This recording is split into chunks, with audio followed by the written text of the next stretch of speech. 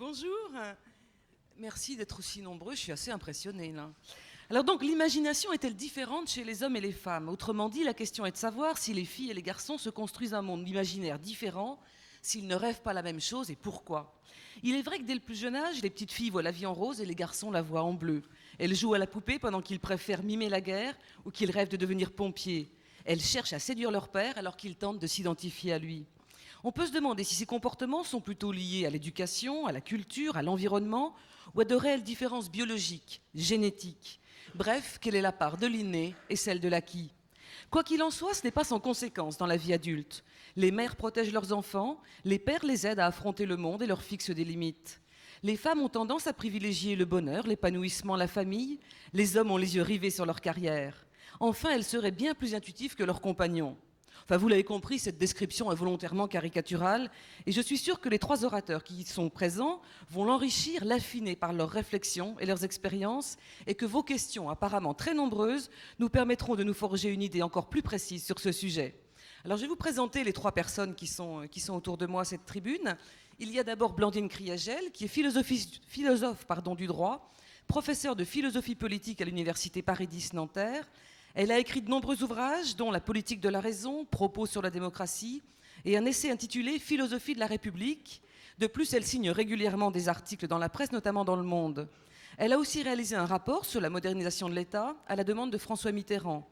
Elle s'intéresse à la réforme de la justice puisqu'elle a fait partie de la commission Deugnot sur la réforme des procès d'assises. Et enfin, l'un de ses chevaux de bataille concerne la parité en politique, et je crois que dans ce domaine, il y aura beaucoup à dire. À ma gauche, Aldo Naouri est pédiatre, psychanalyste et auteur à succès. Né en Libye, il est venu faire en France ses études de médecine et depuis qu'il a vissé sa plaque, son cahier de rendez-vous est toujours très très rempli. À peine le stéthoscope posé, il prend la plume, parfois pour donner des conseils très pratiques, parfois pour parler de la famille. En 85, il écrivait Une place pour le père. 10 ans plus tard, il signait Le couple et l'enfant. Et récemment, il s'est penché, si je puis me permettre, sur les filles et leurs mères. Il y parle de la toute-puissance des mères et il réfute l'idée d'instinct paternel inné. Pour lui, n'importe quel homme peut remplir la fonction paternelle. Je crois que nous y reviendrons. Enfin, à ma droite, Toby Nathan est professeur de psychologie clinique et de pathologie à l'université Paris 8. Il est né au Caire et a fait aussi ses études en France. Il a un doctorat en psychologie et un doctorat ès-lettres et sciences humaines. Très intéressé par les liens entre psychopathologie, pratique clinique et environnement social, il a créé la première consultation d'ethnopsychiatrie en France il y a maintenant plus de 20 ans. En 1993, il a fondé le centre Georges Devereux, un centre universitaire d'aide psychologique aux familles migrantes. Enfin, depuis le mois de janvier de cette année, il dirige l'Institut d'enseignement à distance de l'université de Paris 8. Il a écrit un certain nombre d'ouvrages, dont L'influence qui guérit, Psychanalyse païenne, ou encore La guérison yoruba. Alors, comme vous le savez, nous allons commencer par une discussion d'une vingtaine de minutes.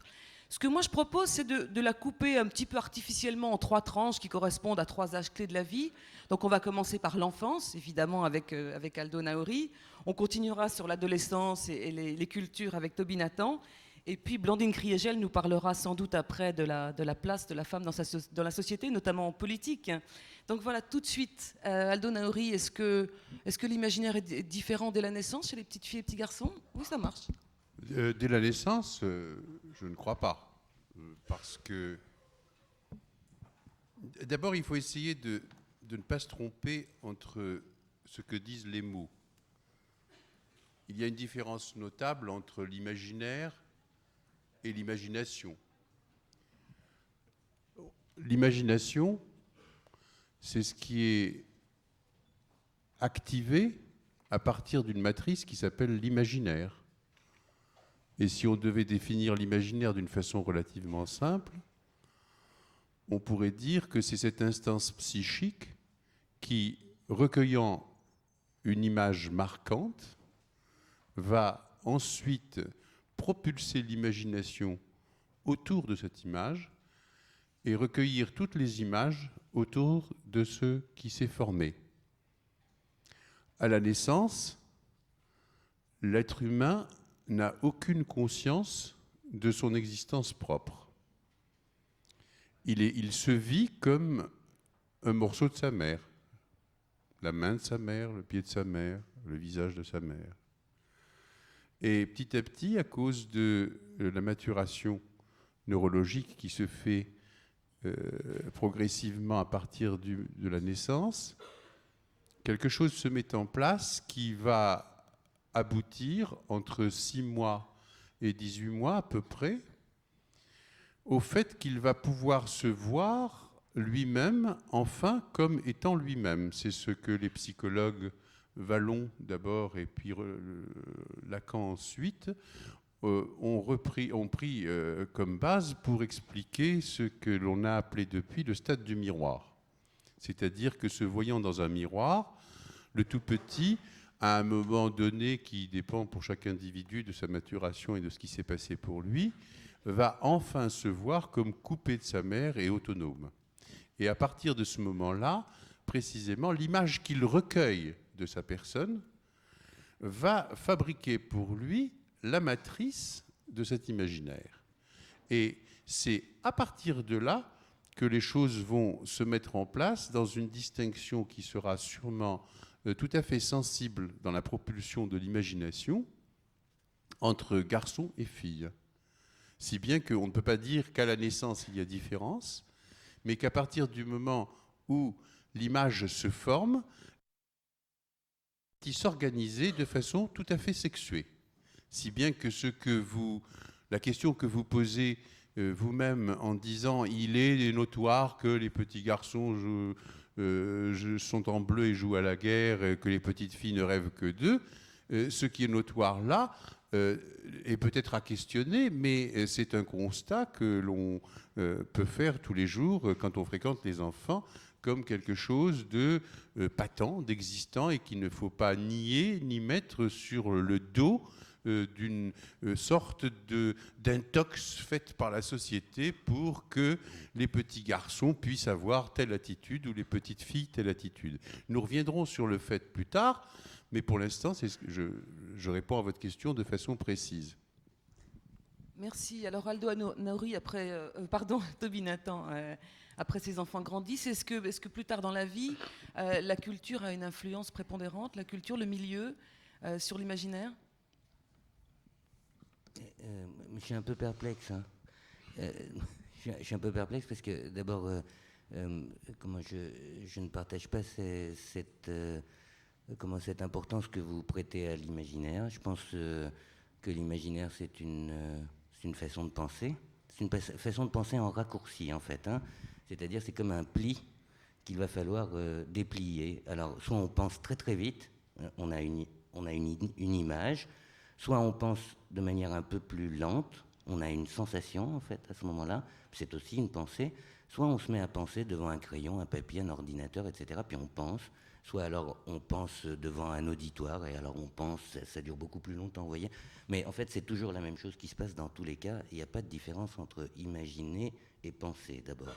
Ça, c'est la première chose, et je pense que tout ce qu'on a raconté sur les imaginations, les images des hommes, des femmes, etc., comme si c'était des images qui nous prenaient comme ça à la tête, c'est pas vrai, ce sont des pensées qui sont en raccourci, et ce sont des sortes de pensées qu'on prend en comprimé. Comprimé étant pensée comprimée, si vous voulez, mais aussi comme on prend une gélule, si vous voulez. Donc on nous distille des pensées comprimées. Ça, c'est la première chose. Alors, pour ce qui concerne les différences entre les hommes et les femmes, je veux dire, c'est difficile de poser des questions comme vous les posez, parce que, alors, je vais vous dire, il y a le choix entre deux possibilités. Soit on dit, les hommes et les femmes sont, les garçons et les filles, c'est la même chose, et puis c'est la société qui les distingue. C'est une proposition qui a été tenue pendant très longtemps, et qui, au fond, est la proposition qui va avec la psychologie habituelle. Mais aujourd'hui, on ne peut plus tenir des énoncés pareils. Hein.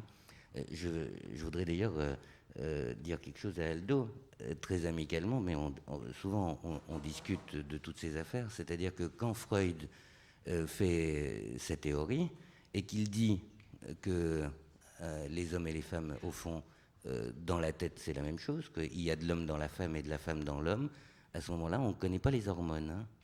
On ne connaît pas les hormones et on n'en est pas au point où on en est du point de vue de la génétique. Aujourd'hui, on ne peut pas dire une chose pareille.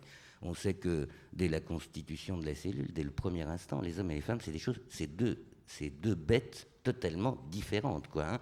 Alors, ça ressemble beaucoup à des pensées qu'on a dans les sociétés traditionnelles, hein. C'est-à-dire la pensée biologique la plus moderne aujourd'hui ressemble à s'y méprendre à des pensées qu'on a dans les sociétés traditionnelles depuis très très longtemps. C'est-à-dire qu'au fond, un homme et une femme est constitué en tant que personne, homme ou femme, avant de naître, longtemps avant. Par exemple, j'ai souvent entendu ça dans des pays, par exemple chez des gens qui proviennent de pays d'Afrique de l'Ouest, par exemple, où on dit, par exemple, j'ai envie de naître, moi, un garçon. Je regarde comme ça le monde et puis je dis, ah ben tiens, cet homme-là, ça me plaît bien, ça me plairait bien comme père, et puis cette femme-là, ça me plairait bien comme père. Ils savent pas, et puis je vais manipuler des choses du haut de l'endroit où je me trouve, et puis à la sortie de la conférence, ils vont aller boire un pot, ils vont se marier dans 2 mois, ils vont avoir un bébé, ce sera moi. Mais moi, j'étais là bien avant même qu'ils aient commencé à me concevoir. Voilà, et je veux dire, moi, je partage plutôt des idées comme celle-là. Ouais. Manifestement. Là, au moins, l'imagination est au rendez-vous. Madame Kriegel, est-ce que plus tard dans la vie, il y a une différence, et notamment dans la politique, puisque c'est un sujet qui vous tient à cœur? Oui, je dirais que c'est tout à fait normal de poser à un philosophe la question de l'imagination à l'âge adulte, parce qu'il faut bien l'avouer et le confesser. Dans l'histoire de la philosophie, l'imagination, tous ceux qui ont fait une classe de philosophie le savent très bien, c'est un chapitre très touffu, très complexe, très durable, mais il est incontestable que les philosophes ont pensé l'imagination à l'âge adulte, je dirais même pour l'homme adulte, majeur et vacciné. Alors, si vous le voulez bien, je voudrais dire à ce stade de la discussion 2 choses. Une première, rappeler rapidement quelles ont été les définitions proposées en philosophie sur l'imagination. Elles sont un peu différentes, on va le voir, au fond de la réflexion sur l'imaginaire que la psychanalyse nous a apporté récemment. Et puis deuxièmement, s'ils me le permettent, m'insérer dans la discussion qui s'est instaurée entre Aldo Naouri et Toby Nathan. Alors d'abord, si vous le voulez bien, évidemment ça peut sembler un peu rébarbatif, mais je crois que c'est indispensable pour notre discussion, au fond quelques définitions. Et alors évidemment, qui dit imagination dit image, et c'est à partir de là, évidemment, que les philosophes ont commencé de réfléchir. L'image, vous savez, l'idole, qu'est-ce que c'est, n'est-ce pas? Est-ce que c'est une copie? Est-ce que c'est un symbole, pardonnez-moi, qui donnera l'icône? Est-ce que c'est un fantasme? Toute une série de discussions là-dessus, évidemment, sur la nature, le contenu de l'imagination. Et on peut dire que dans un premier temps, toute la réflexion sur l'imagination, elle tourne autour de l'image. Évidemment, qui dit philosophie dit investigation, non seulement sur la sagesse, la manière de vivre, mais d'abord et au centre de cette sagesse et de cette manière de vivre, sur la connaissance. Donc, quelle place de l'image dans la connaissance? Il faut bien reconnaître, dans un premier temps, l'imagination était terriblement dégradée, dévalorisée, et la majeure partie des premières réflexions sur l'imagination viennent de Platon, n'est-ce pas, pour qui l'image, dans la mesure où elle est liée à la sensation, au monde sensible, est essentiellement un obstacle de la connaissance, un obstacle à la connaissance, un obstacle dans la connaissance.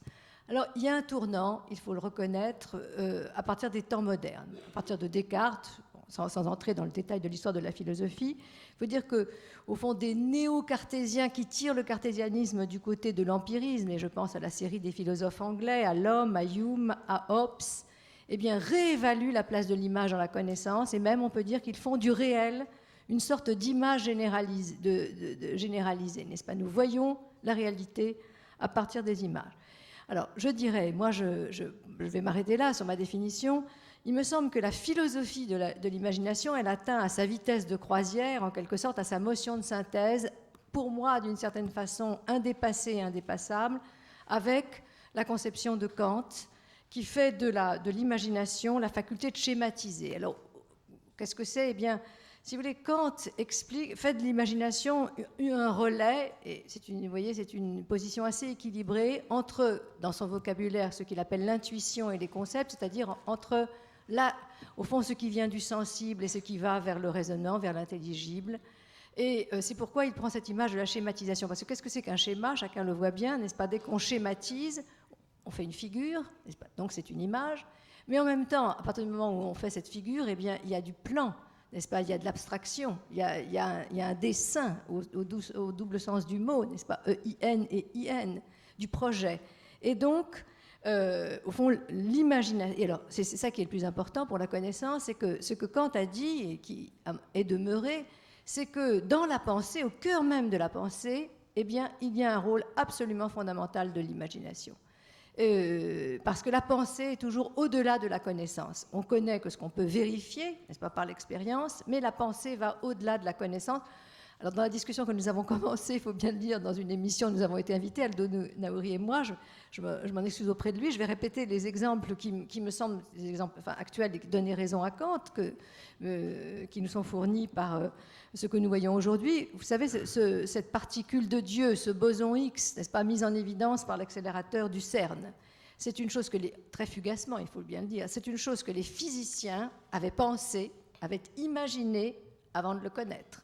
Ou encore, autre exemple emprunté à la physique, puisque Kant a beaucoup réfléchi sur la physique, la théorie, peut-être la connaissez-vous, des supercordes. Vous savez, nous avons une théorie actuellement qui se développe pour essayer d'unifier la théorie de la relativité d'un côté, la physique quantique de l'autre. On a finalement la plus petite particule, on a imaginé qu'est-ce que ça peut être, une corde, des cordes qui vibrent. Eh bien, ça, c'est une chose qu'on imagine. Pour l'instant, on n'est pas capable de le vérifier. Mais c'est une imagination, n'est-ce pas, de la théorie scientifique, physique la plus développée. On la pense et on ne la connaît pas. Donc il y a bien de l'imagination dans la pensée. Évidemment, cette imagination, vous l'avez compris, ce n'est pas du tout la même chose que ce qui intéresse. Et évidemment, c'est très intéressant aussi, c'est peut-être, et c'est capital, les psychologues, les psychanalystes. Je me réfère à la formule de Lacan, n'est-ce pas, l'imaginaire, c'est-à-dire, au fond, l'expérience vécue, puisque Lacan a proposé sa propre définition de l'imaginaire, qui est, au fond, la série, si vous voulez, des expériences d'identité auxquelles le moi se reconnaît, s'identifie, qui, au fond, forment notre imaginaire. J'ajouterai, et j'en terminerai pour les définitions, avec un troisième élément, c'est que dans la philosophie contemporaine, on peut dire que le rôle de l'imagination a considérablement grandi. Nous en avons une démonstration avec l'importance que les surréalistes en littérature donnaient à l'imagination. Mais ils n'étaient pas du tout en désaccord avec le développement de la philosophie, car si vous prenez par exemple l'idée, n'est-ce pas, qu'il y a un inconscient collectif, une imagination collective, ce qui dans une philosophie que la plupart des psychanalystes réprouvent aujourd'hui, mais qui a existé, c'est la psychanalyse de Jung, l'idée d'archétype, n'est-ce pas ? L'idée d'archétype, c'est l'idée d'une imagination collective,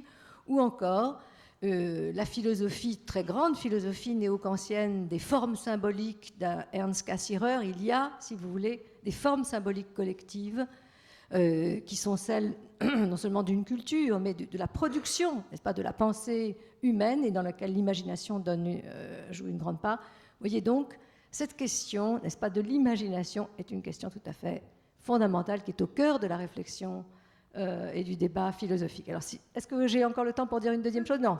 Alors, deuxième chose. Alors, la question, n'est-ce pas, qui est évidemment palpitante, je dirais, et au fond difficile, de la différence, enfin de l'imagination entre les hommes et les femmes, de savoir s'il existe, au fond, une différence entre l'imagination masculine et féminine, et au fond la question de la nature et de la culture, et qui me semble une question véritablement centrale.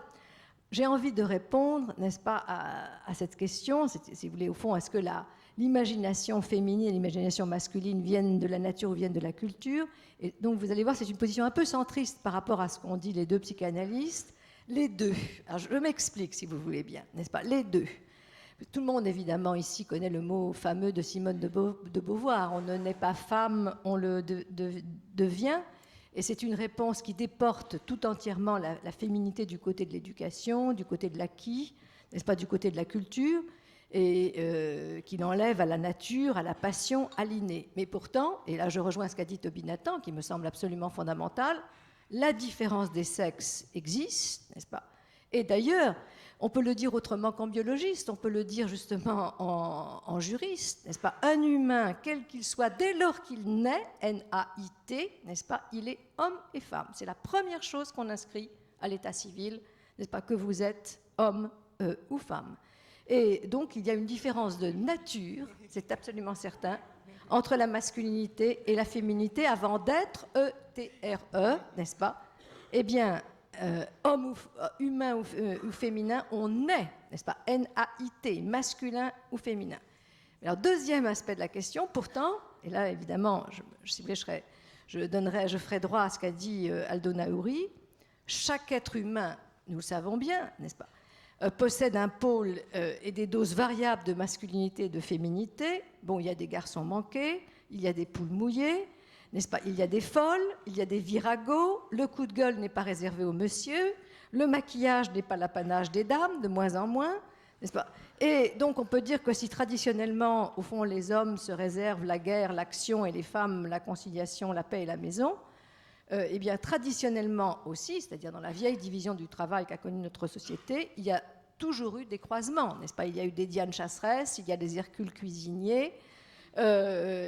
Chacun sait que les militantes ne font pas toujours la guerre en dentelle.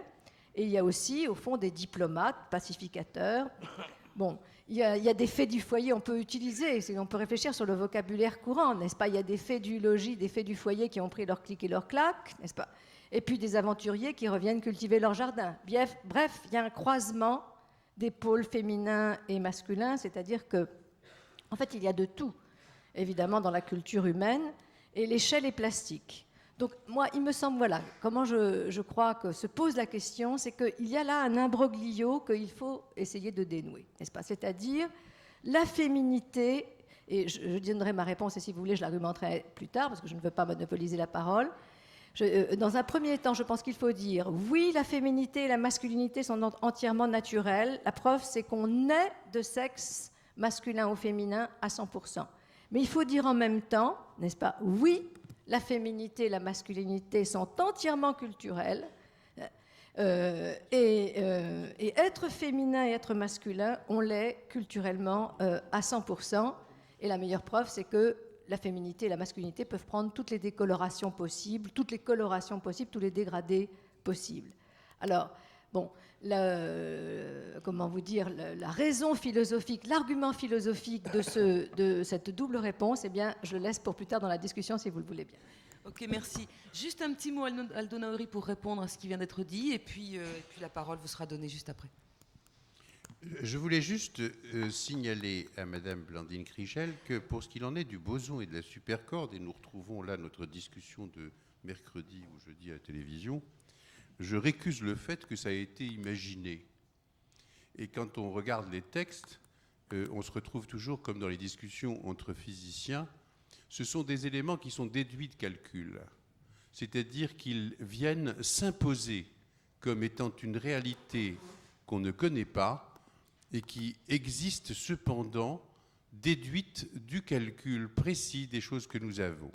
Quand on regarde ce qu'il en est, par exemple, de l'aventure einsteinienne, on se rend compte que Einstein, qui avait déjà, lui aussi, dans ses déductions, imaginé ce qu'il en était de l'univers qu'il devait avoir, non pas du tout parce qu'il avait décidé un jour qu'il allait faire marcher une machine qui s'appelle imagination pour essayer de trouver autre chose, comme le ferait un poète, un peintre ou n'importe quoi d'autre.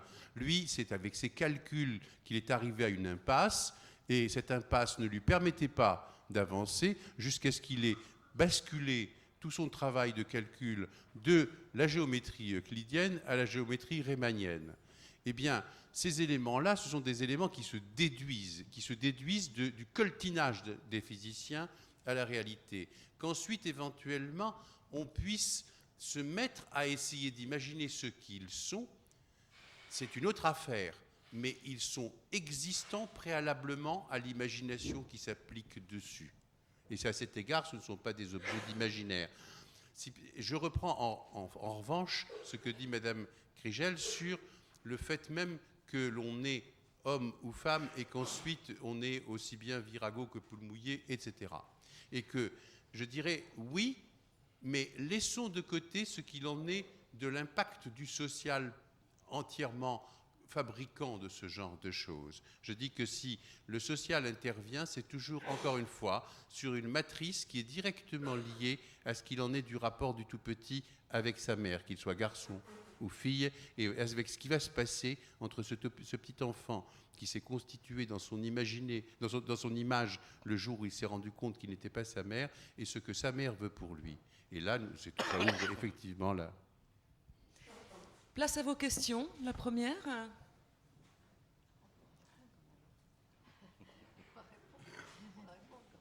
Bon, alors, mais rapidement, parce que après c'est vraiment... C'est à eux à parler. Bonjour, donc Benoît Berthoud, étudiant en philosophie à l'Université de Nanterre. Donc j'avais une première question qui s'adressait plus à Aldo Naouri et Toby Nathan, qui prend un exemple. Les jeux vidéo connaissent un énorme succès depuis 10 ans. Les programmes de plus en plus réalistes placent les joueurs dans des situations où il faut faire preuve de rapidité, de précision et de discernement. Selon Sony, qui est le fabricant de la fameuse PlayStation, 93% des usagers de sa console de jeu sont des garçons. Est-ce qu'il existe, à votre avis, un imaginaire masculin de l'efficacité, voire de la guerre, auquel n'adhèrent pas les femmes ? Vous commencez ? Oui, commence. Ah oui, commencez. Bon, alors, on va commencer par peut-être proposer une réforme de la formule de Simone de Beauvoir. Peut-être on va commencer comme ça. Alors, on va dire, on est femme et on le devient davantage. On va dire comme ça. Hein, voilà. Alors, vous seriez d'accord avec une formule comme ça? Ouais. Bon, alors, donc je pense que pour les jeux vidéo, c'est à peu près quelque chose comme ça qui fonctionne, c'est-à-dire que on définit une sorte de nature de garçon, on la définit de manière très subtile. Hein. Ce sont les endroits, vous le savez certainement, la vente des consoles Sony, c'est un très très gros marché. Vous avez des chercheurs de très très haut niveau qui travaillent sur ce type de choses et qui font un aller-retour permanent entre les recherches en psychologie cognitive, je vous le dis en passant, nous sommes dans le coup, hein, nous autres, les chercheurs, les recherches en psychologie cognitive, les recherches en marketing, il y a un aller-retour permanent et on définit une espèce de personnage qui est un personnage volant, en fait, qui touche le moins possible le sol, qui a une efficacité qui ressemble à l'efficacité de la balle de fusil, à peu près, ou de la flèche, et on multiplie, on potentialise les capacités humaines en les faisant tendre de manière asymptotique vers le projectile, en fait. Hein. C'est comme ça que le jeu est conçu. À partir de là, on propose ça aux garçons et on leur dit « Tu veux être encore plus garçon, encore plus garçon, encore plus garçon ?» Et évidemment, les garçons rentrent dans le jeu.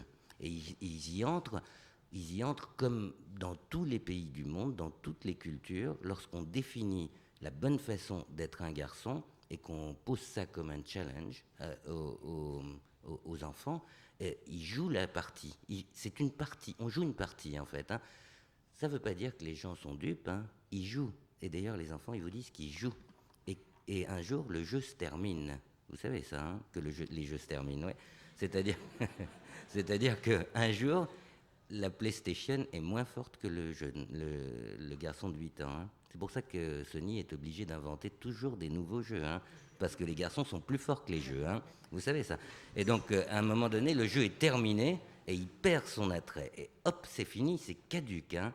Alors, justement, si vous me permettez, je peux dire un mot sur ce que disait Aldo tout à l'heure, sur l'imagination. Et là, il y a un exemple. Je vais le formuler comme question, en fait, plus que comme affirmation. Moi, quand j'étais étudiant, j'étais joueur d'échecs. Maintenant, évidemment, j'ai absolument pas le temps, bien entendu. Il y a très peu de femmes, ouais. Il y a très peu de femmes. Mais c'est bien parce que comme ça, on peut piquer la reine de l'adversaire, vous comprenez? Alors, moi, j'étais joueur d'échecs et je passais des nuits entières. D'ailleurs, ça a failli faire capoter mes études parce que je faisais plus rien d'autre, quoi. J'ai été pris par le jeu. Et à un moment donné, je suis rentré dedans, puis à un moment donné, j'ai vu que j'arriverais jamais au bout du jeu. J'ai lâché. Aujourd'hui, on dit à peu près, avec les progrès qu'ont fait les ordinateurs dans la résolution des jeux d'échecs, on dit que le jeu d'échecs est terminé. il est fini. C'est un jeu qui est fini. Comme on dit des PlayStation, que ce sont des jeux qui se terminent. C'est un jeu terminé. Pourquoi c'est un jeu terminé? Parce que justement, il ne devient plus un jeu, c'est-à-dire qu'il ne laisse plus la place à la construction hyper rapide qui est l'imagination. Tout est devenu calcul. Si on calcule, on est plus efficace que si on imagine. Alors à ce moment-là, toc, c'est caduc. Mais c'est bien que l'imagination est un calcul condensé. Je pose le problème en tant que question à Aldo. Mais c'est pas du tout, c'est pas une affirmation, c'est simplement une expérience.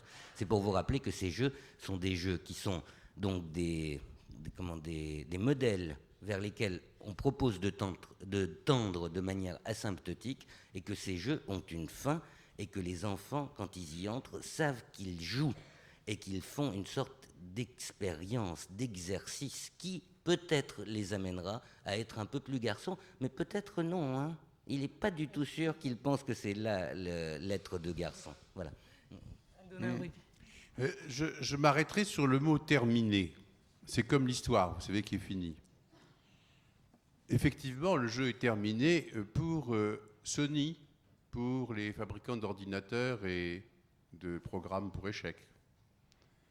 Ça ne veut pas dire que PlayStation va faire faillite, parce qu'il y aura quantité de petits garçons qui se coltineront à ce genre de choses et quantité de joueurs d'échecs qui prendront plaisir à jouer aux échecs en sachant très bien que de toutes les façons, l'horizon, lui, est fini.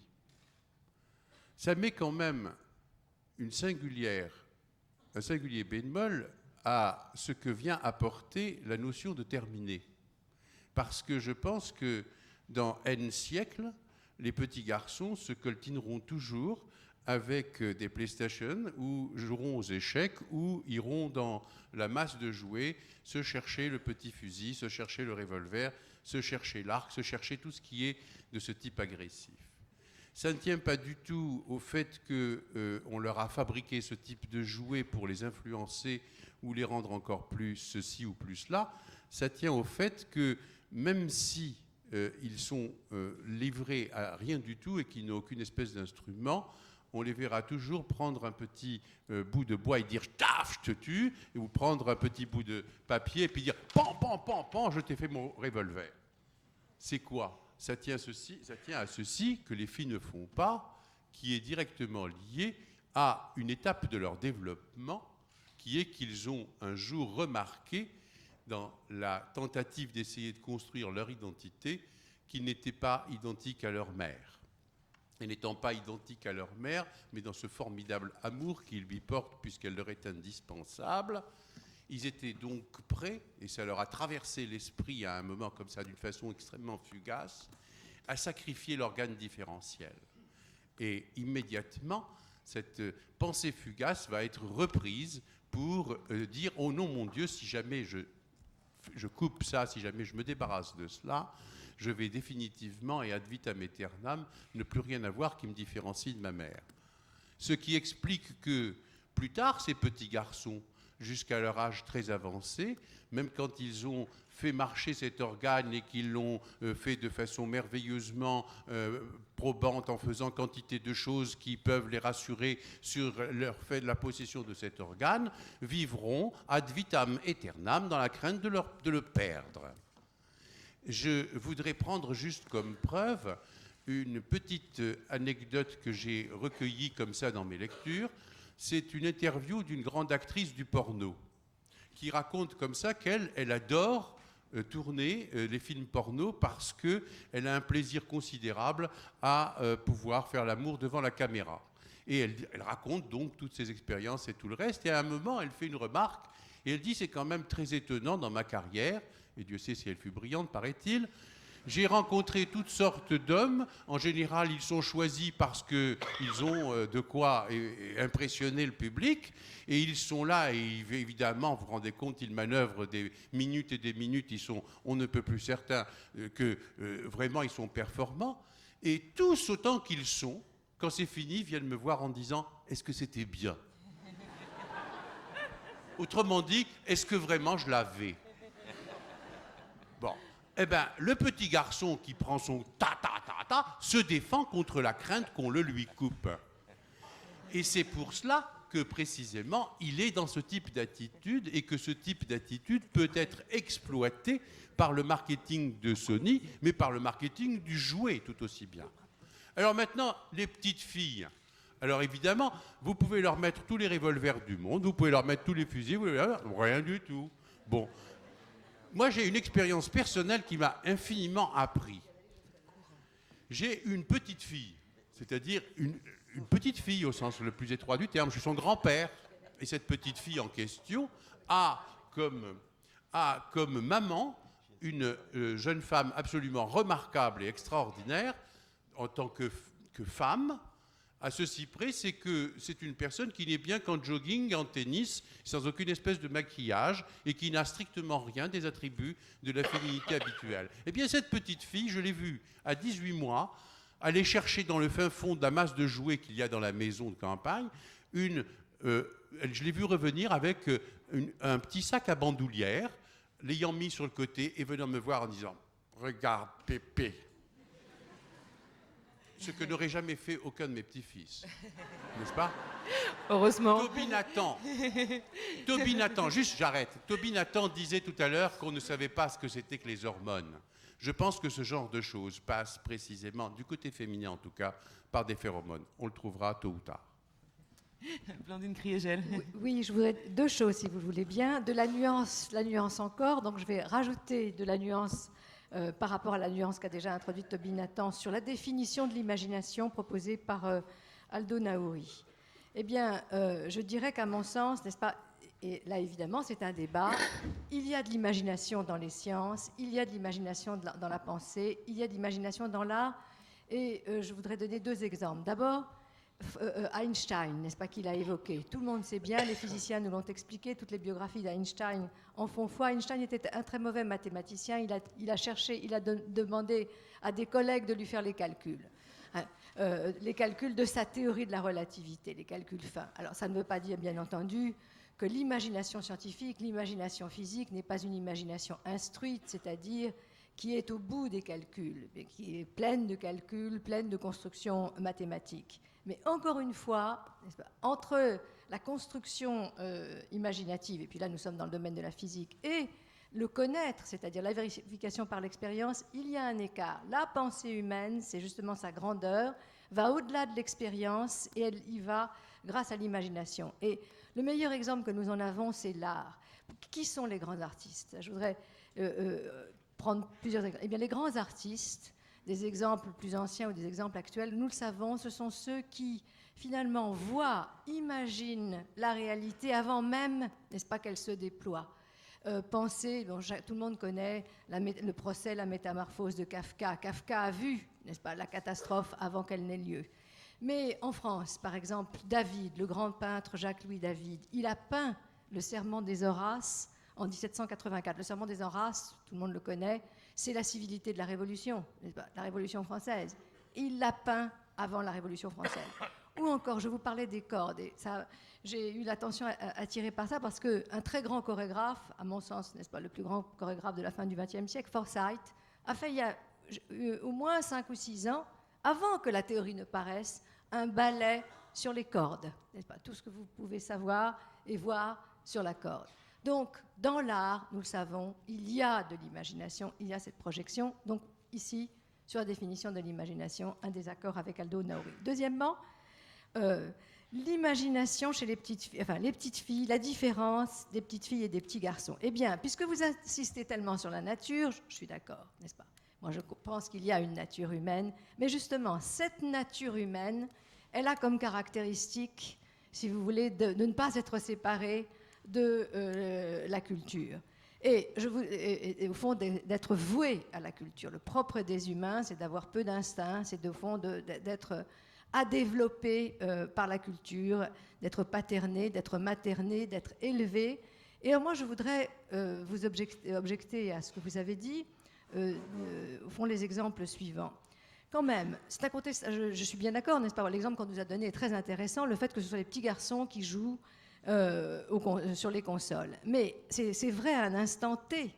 Parce que si on regarde, n'est-ce pas, les fonctions qui étaient traditionnellement dévolues aux hommes et aux femmes dans la société, mais sur la durée, eh bien, on observe une extraordinaire variété. Bon, si on prend, n'est-ce pas, cuisine, couture, décoration, c'était féminin. Mais en revanche, on sait très bien que des hommes ont fait leur métier. Évidemment, à ce moment-là, on a parlé de haute couture, de grande cuisine, etc. Mais, bon, donc, oui. Donc, il y a, alors je vous dirais, regardez, pendant très longtemps, n'est-ce pas, la charge des esprits, la charge des armes, la responsabilité des sanctions dévolue aux hommes. Et aujourd'hui, évidemment, combien de femmes professeurs, un certain nombre de femmes pasteurs et combien de femmes juges. Donc, si vous voulez, à l'exception de la guerre, il faut le reconnaître, si vous voulez, le corps à corps qui leur est le moins disputé, oui, mais reste à analyser la place de la guerre dans les sociétés démocratiques, par la culture, n'est-ce pas? Dans les sociétés développées, les femmes ne sont-elles pas, parce que c'est une question que je vous pose, éminent psychanalyste, mes collègues, n'est-ce pas, ne sont-elles pas en train d'inventer, au fond, et d'investir des fonctions qui traditionnellement étaient dévolues aux hommes, autrement dit, et d'ailleurs, ajoutons, n'est-ce pas, la plus éclatante, et vous avez tout à fait raison de me poser la question, c'est la fonction de conduire les destinées de la cité, la fonction politique. Je crois que ça va faire l'objet d'une question, on va peut-être leur laisser le plaisir de vous reposer ces questions directement. Donc, autrement dit, quand même, n'est-ce pas, est-ce que vous n'êtes pas conduit à nuancer un peu, n'est-ce pas, votre discours? Merci. Je vous demanderai simplement d'avoir la gentillesse de faire des réponses un tout petit peu plus courtes dans l'avenir, parce que comme ça, vous aurez beaucoup plus la parole. Qui pose la prochaine question? Oui, monsieur. Madame, pardon, excusez-moi. Avec les lumières en plein air. Il y a un gros spot derrière et je vois rien du tout. Je suis désolée. Bon, je ne suis pas homosexuelle, mais je pourrais l'être. Mais je pense que vous avez comme une certaine intuition vu la question que je vais poser. Vous parliez des hormones, je m'adresse peut-être à monsieur Aldo Naouri. Dès la naissance, voire sans doute dès la vie fétale, j'imagine. Et ma question portait sur l'homosexualité. Serait-elle un déficit ou une désorganisation hormonale? La réponse est très rapide. Hein, on a pensé la chose et on sait non. Ça n'a rien à voir. Rien à voir. Mais pour ce qui concerne la différence hormonale in utero, elle est tout à fait flagrante depuis qu'on sait faire des microdosages. Puisque le tout petit garçon naît avec un taux de testostérone qui est l'hormone mâle 60 fois supérieur à celui de l'adulte. Et il n'y a pas de trace de testostérone chez la petite fille. Mais ça vient simplement du fait que les organes génitaux masculins ont dû se forger au cours du deuxième trimestre de l'existence par le branchement du chromosome X, et que les testicules ont eu comme fonction d'avoir à maintenir la fabrication de ces organes jusqu'au bout. Et ça prend donc cette intensité très grande. Dès lors qu'il y a, pour une raison ou une autre, un accident du développement et que les testicules cessent de fabriquer la testostérone, on a ce qu'on appelle un état intersexuel avec des enfants qui naissent hermaphrodites. Mais ça n'a strictement rien à voir avec la question de l'homosexualité.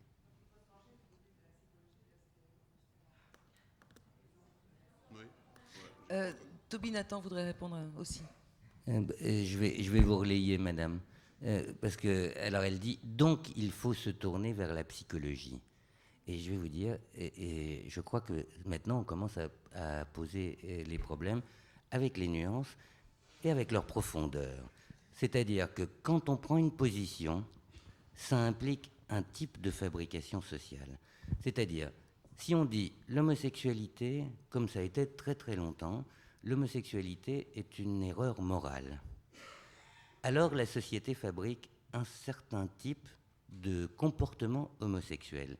Ce qui ne veut pas dire que l'homosexualité ne constitue pas aussi une nature. Hein. Mais une fois qu'on a pris une position, et cette position est une position théorique, et cette position théorique implique la responsabilité des experts. Les experts dont on parle là peuvent être Aristote, hein, qui revient pendant des siècles et des siècles hein, comme une référence. Et ensuite, à un moment donné, les experts changent. Hein. Alors, pour l'homosexualité, on sait très bien. Vous savez qui a fabriqué l'homosexualité moderne? C'est Freud. qui a fabriqué l'homosexualité moderne, en donnant un espoir gigantesque à des gens qui souffraient d'être accusés par la société, par l'ambiance, de leur comportement, qui étaient obligés de se cacher. Freud leur donne un espoir gigantesque et leur dit eh bien, c'est psychologique, viens me voir. C'est psychologique, ça veut dire viens me voir. Et puis alors, on fabrique un certain type d'homosexuel dans un cabinet d'analyse, je veux dire, hein, ou dans un cabinet virtuel, parce que tous les homosexuels qui se disent un jour j'irai voir Freud, ou un jour j'irai voir quelqu'un comme Freud, etc. Et puis, il les a trompés, Freud, les homosexuels. Ils ont très très mal réagi, vous savez. Mais ils se sont vengés aussi, hein. Je vous le dis en passant, hein, parce que à un moment donné, c'est une histoire formidable, hein, l'histoire de l'homosexualité moderne, parce qu'elle a accompagné le développement et l'intelligence de la psychologie et de la psychanalyse depuis une centaine d'années. Parce qu'à un moment donné, les homosexuels disent à Freud, écoute, on veut bien continuer à discuter avec toi, mais tu retires, s'il te plaît, le mot perversion. Alors Freud dit non, c'est une perversion. Puis il est un peu têtu, Freud, hein. Alors il dit non, je ne retire pas. Puis Freud meurt. Mais alors, quand le maître est têtu, les élèves sont bêtes. Alors, après, les élèves, ils disent « Ah non, on lâche pas ». Et vous savez qu'il y a eu un combat, qui a été un combat extraordinaire, qui s'est passé entre un personnage qui s'appelle Socarides, qui était un des grands psychanalystes de l'Association américaine de psychanalyse, qui continue à dire « On ne m'enlèvera jamais de l'idée que l'homosexualité est une perversion et qu'elle ressemble à la bestialité, à la pédophilie, enfin à toutes les injures que vous connaissez, qu'on professe de manière experte maintenant, à partir de la science. » À ce moment-là, eh bien, les homosexuels se sont constitués en groupe.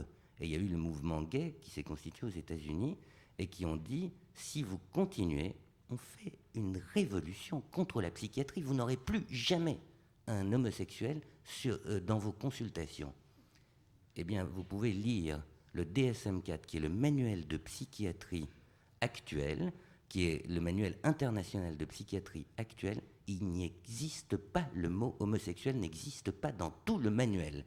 C'est pour bien vous dire que ce ne sont pas des constructions, c'est-à-dire qu'il n'y a pas une nature et puis des experts qui viennent et qui regardent la nature. Il y a des mouvements réciproques, il y a des choses qui fonctionnent, des experts qui arrivent, qui construisent le monde, et le monde qui leur répond. C'est-à-dire, au fond, on pourrait dire, Freud a fabriqué les homosexuels, mais les homosexuels se sont révoltés contre leur créateur et sont venus le destituer. Et aujourd'hui, moi, ça m'arrive très fréquemment qu'un patient me dise « Êtes-vous homosexuel ?» Alors, je réponds « Moi, je ne le suis pas. » Je dis « Non, monsieur, je ne suis pas homosexuel. » Il dit « Je ne viendrai pas vous consulter parce que je ne parle qu'à un psychanalyste homosexuel. » Oui, absolument. Aujourd'hui, c'est assez fréquent. Je pense que c'était aussi arrivé à Aldo. Et je pense que c'est par là que vous pouvez comprendre qu'il n'y a pas une nature et des experts qui décrivent la nature, mais il y a une construction, enfin une contribution à la construction de la nature par les experts qui la décrivent. Voilà ce que je peux vous dire. C'est pour nuancer encore les propos. Une autre question. Je crois que le panel d'étudiants a préparé toute une série de questions. Oui, monsieur? Oui. Non je ne sais pas. Qui a un micro? Pardon, il y a une question tout en haut là-haut. Excusez-moi, je ne vous avais pas vu, mais je vois rien. Bon, alors, je viens vous voir parce que je rêve très souvent que je suis un garçon. Enfin, ça dépend des rôles que je tiens. Parfois, je peux être Mad Max. Enfin, c'est indifférent. Mad Max? Oui, ça m'arrive. Et en fait, j'ai demandé à mes amis garçons. Il est beau, hein. Comment? Il est beau. Ah oui, ça va. Mais je me voyais pas puisque j'étais. Enfin, bref. Je vais pas raconter mes rêves, on n'est pas en consultation, mais j'ai demandé autour de mes amis, j'ai demandé à mes amis garçons si ça leur arrivait de rêver d'être une femme, et aucun ne m'a dit qu'il rêvait d'être une femme, et j'ai été extrêmement vexée parce que moi je rêve d'être un garçon alors que aucun garçon ne rêve d'être une femme, donc je voulais savoir si nous sommes dans une société si masculine que les hommes ne peuvent pas rêver d'être une femme. Toby Nathan. Je sais pas quoi répondre. Moi aussi, j'aimerais bien rêver d'être Mad Max, hein, je vais vous dire. Parce que vous avez rêvé que vous étiez Mad Max, vous n'avez pas rêvé que vous étiez un garçon, hein, c'est pas pareil. Hein. Aldo Naori, vous ajoutez quelque chose? Oui, d'accord. Mais c'est intéressant parce que vous rêvez d'être Mad Max, Toby Nathan, moi aussi. C'est-à-dire, justement, cet individu dont je disais tout à l'heure qu'il était hors la menace que constitue qui est constitutive de l'imaginaire masculin. Oui, mais elle dit que Mad Max n'est qu'un exemple. Elle rêve aussi d'autres garçons, quand même, apparemment. Hein. Ce n'est qu'un exemple. Elle dit qu'elle a inventé l'exemple. Je veux dire qu'il y a quelque chose de cet ordre-là, du côté masculin, qui persiste dans ces éléments identificatoires, parce que ces personnages, justement, sont des personnages qui vous mettent hors de l'envahissement, de l'angoisse constante qu'on a de perdre cet organe. Et quand on n'a pas cet organe, on a également l'angoisse, parce qu'on ne l'a pas, dans la mesure où, précisément, face à maman, c'est peut-être un peu difficile de pouvoir trouver ses points de repère et ses points de différence.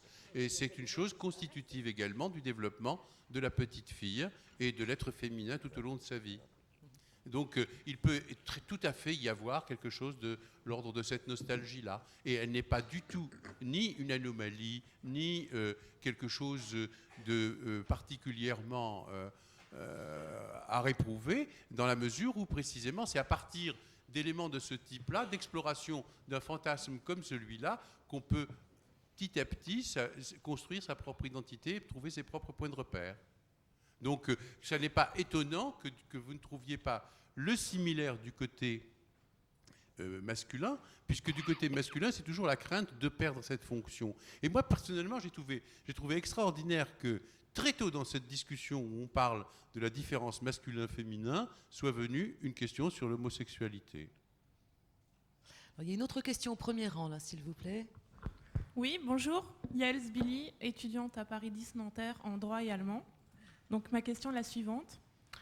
Elena Giannini Bellotti écrit dans son ouvrage « Du côté des petites filles », alors je cite, « Quand une petite fille vive, créatrice, pleine d'énergie, se mesure dans les jeux de force avec les garçons, elle sait obscurément qu'elle n'est pas approuvée, elle sait qu'elle déçoit l'attente d'autrui, elle a toujours devant les yeux le modèle de la petite fille qu'elle ne parviendra pas à être.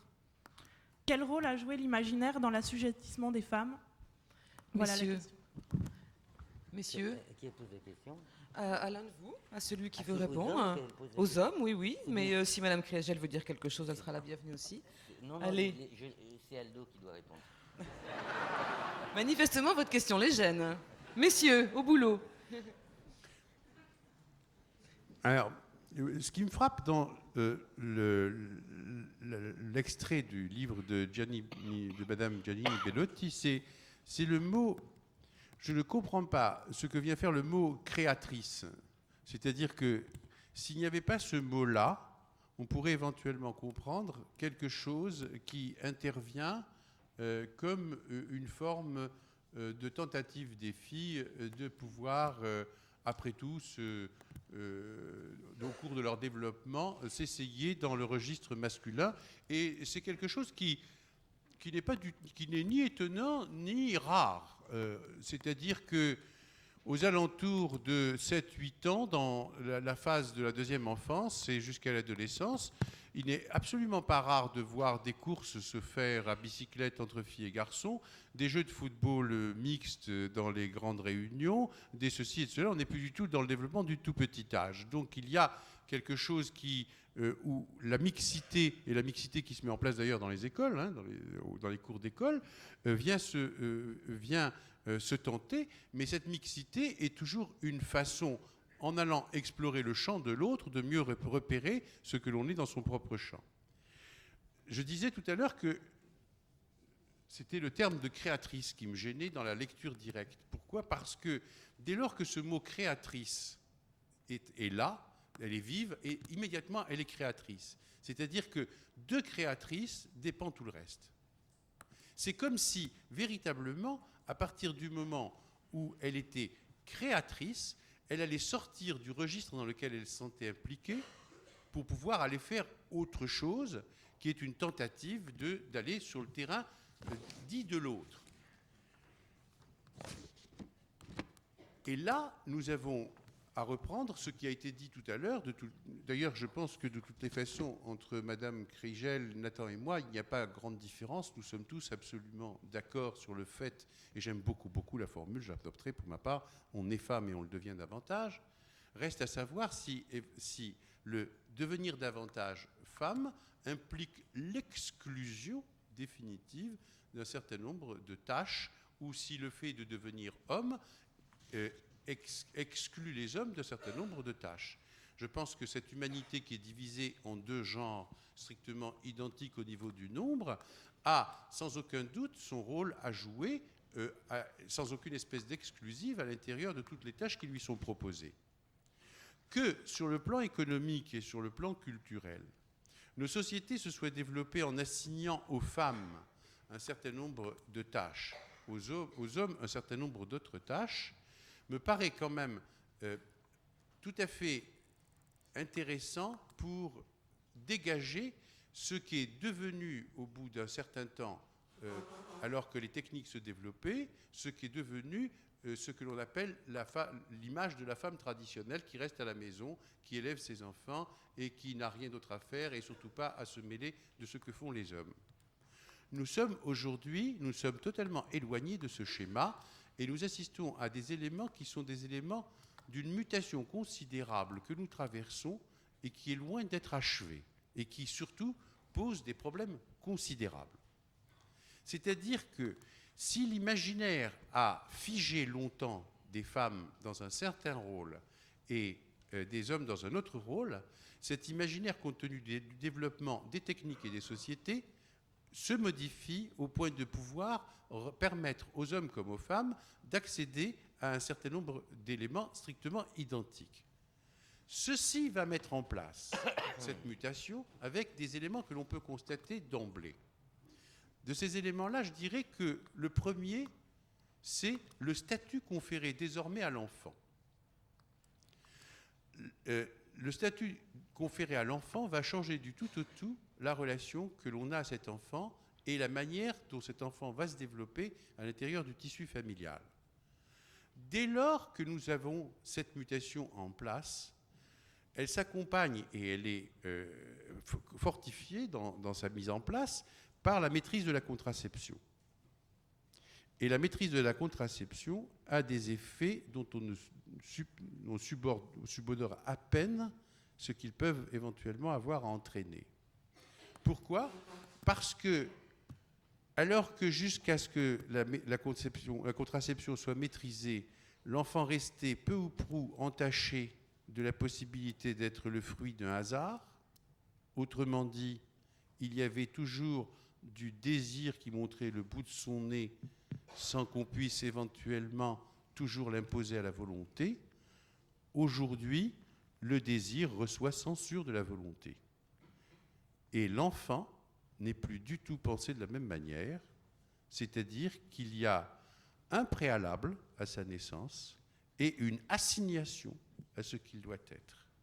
Et pour passer du pur domaine du devenir humain à la technologie, je dirais que l'enfant est passé brutalement du statut de sous-produit d'une activité sexuelle parentale au statut de pur produit.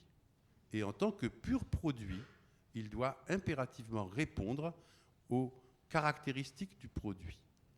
Et il faut voir ce que ça devient dans nos cabinets de pédiatres. Je pense que de ce côté-là,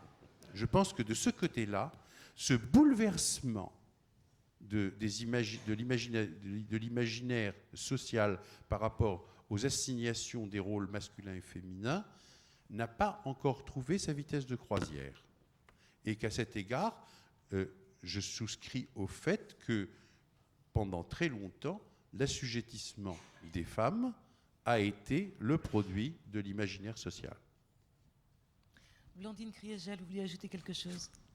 Oui, à cette question qui me semble très, très intéressante. Alors d'abord, premier point, c'est que je propose, si vous voulez, un amendement à la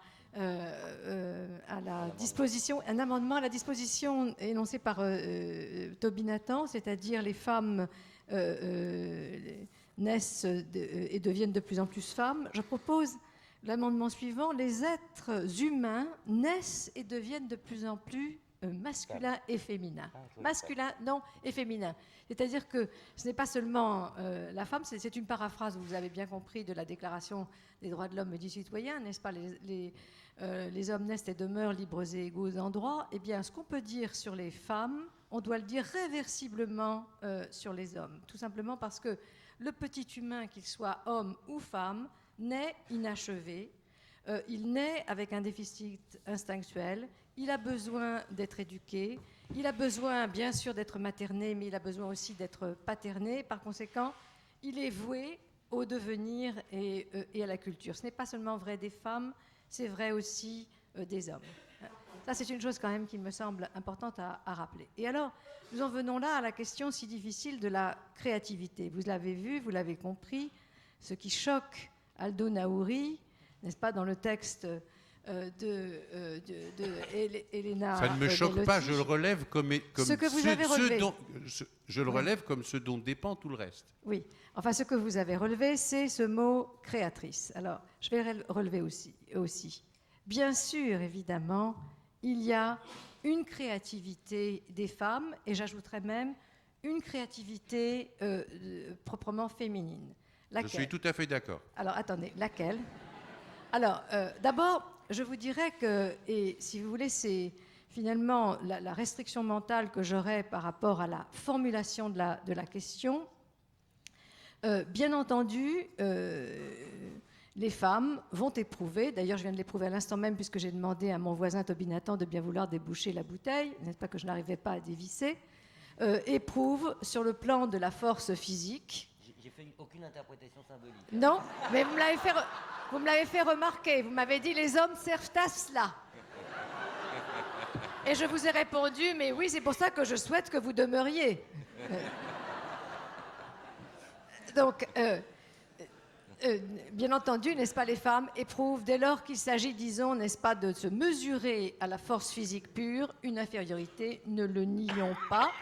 Mais il se trouve, et donc dans le combat corps à corps, n'est-ce pas, dans le combat, et si vous voulez, dans la guerre telle qu'elle a été pendant très longtemps, dans l'humanité engagée, qu'elle s'est déroulée, les femmes étaient en infériorité, elles étaient d'avance battues. Mais je vous le ferai remarquer, n'est-ce pas, dans les sociétés développées, mécanisées, industrialisées, scientifiques dans lesquelles nous sommes, ceci ne compte plus, n'est-ce pas? Ne compte plus. Et par conséquent, voilà ce que je voudrais dire, c'est que le fait que les femmes aient une infériorité indiscutable, n'est-ce pas, dans un combat physique, par nature, si vous voulez, ne veut pas dire qu'elles soient impropres à la compétition. Et je vous dirais cette remarque à la compétition, c'est-à-dire qu'il y a une inégalité des femmes dans le combat, mais il n'y a pas d'inégalité des femmes dans la compétition. Et d'ailleurs, cette remarque, vous savez, ce n'est pas moi qui l'ai faite. En vérité, c'est une remarque assez ancienne dans l'histoire de la philosophie. C'est la remarque de Hobbes. Hobbes, qui est un des fondateurs du premier des droits de l'homme, qui est le droit à la sûreté, n'est-ce pas? Eh bien, Hobbes remarque que le fondement, finalement, des sociétés de paix dans lesquelles nous vivons, quel est-il? C'est le fait, dit-il, que par la ruse, donc par le raisonnement, par la raison, tout le monde, c'est-à-dire tout être humain, qu'il soit homme ou femme, a toujours assez de ruse et de raison pour mettre à mort son voisin. Donc finalement, n'est-ce pas, finalement, par le raisonnement, par la ruse, nous sommes toujours assez forts, n'est-ce pas, pour mettre à mort le voisin. Donc même dans le combat, vous voyez, dans le combat corps à corps, dans la guerre, tant que la guerre est l'élément central de la cité, de la vie politique, bien sûr les femmes sont en état d'inégalité. Mais dans la compétition, et il y a au fond une compétition réglée, une compétition par la loi qui s'institue dans toutes les sociétés humaines à un moment donné, eh bien les femmes sont tout à fait à égalité avec les hommes. Et j'en viens maintenant à la créativité des femmes. Eh bien, bien sûr, la créativité des femmes est liée fondamentalement à l'état de paix, j'y reviendrai, elle est liée à l'état de paix. Et bien entendu, et alors, le rôle traditionnel, n'est-ce pas, culturel, ancien des femmes, a fait que cette créativité s'est exercée, disons, dans le domaine, si vous voulez, de la filiation de la famille. À quoi rêvent les jeunes filles? Tout le monde le sait, n'est-ce pas, au prince charmant, au beau mariage d'ailleurs. toute une partie très importante de la splendide littérature féminine, n'est-ce pas, des écrivains anglaises du XVIIIe siècle, Jane Austen, George Eliot, j'en oublie, tourne autour de ça, n'est-ce pas? Comment faire un beau mariage? Bon, ça a donné une très grande littérature, hein, et beaucoup de créativité. Mais je vous dirais qu'aujourd'hui, dans l'état de paix généralisé, peut-être que dans nos sociétés, justement, nous devons imaginer, comme Tolstoï avait pensé la guerre par rapport à la paix. Nous sommes, au fond, ça fait plus de 50 ans que nous connaissons la paix. Espérons que ça ne se transformera pas. Nous devons penser l'état de paix par rapport à la guerre. Quelle est la figure, là je déborde un peu les questions qui vont venir, mais quand même, quelle est la figure centrale de la cité? Moi, je suis d'une génération qui a connu la figure centrale de la cité sous la forme du général. C'était le général de Gaulle, c'était le général Eisenhower, c'était le général MacArthur. Pour un camp, pour l'autre camp, c'était le maréchal Staline, n'est-ce pas? Le général, les maréchaux. Eh bien, quelle est la figure, beaucoup plus petite, beaucoup plus menue par excellence aujourd'hui? On la connaît moins bien d'ailleurs, mais c'est la femme juge, n'est-ce pas? C'est Louise Arbour, dans les cours pénales, la Cour pénale internationale. Ici, c'est Eva Joly ou d'autres, la femme juge. Bon, eh bien, alors, j'en viens à la... donc, il y a une créativité des femmes, cher Aldo Naouri. Cette créativité s'exerce évidemment principalement dans l'état de paix, et elle concerne beaucoup plus fondamentalement, bien sûr, n'est-ce pas, les relations personnelles, les relations individuelles. Et un mot encore, moi je suis très frappée que les grands écrivains si vous voulez, du XXe siècle, du premier XXe siècle, vous savez, ont réfléchi très longuement, ont essayé de représenter la catastrophe de 14. Hein, c'est Joyce, c'est Thomas Mann, c'est Robert Musil. Mais il y a une femme qui s'est intéressée également à cette question, sur un plan tout à fait différent, et on range son œuvre dans la littérature de série B, c'est Agatha Christie. Elle, n'est-ce pas, elle a regardé la montée de la catastrophe, les effets de la catastrophe et la montée de la catastrophe dans la maison, n'est-ce pas? Home sweet home, qu'est-ce qui se passe, n'est-ce pas? Comment le sujet devient meurtrier, c'est le meurtre de Roger Ackroyd en 1926. Comment tout le monde devient meurtrier, c'est Dix Petits Nègres en 1939. Après ça, vous me direz qu'il n'y a pas de créativité féminine. Toby Nathan. Non, c'était juste un petit mot pour nuancer ce que vous disiez. Non, mais un tout petit peu.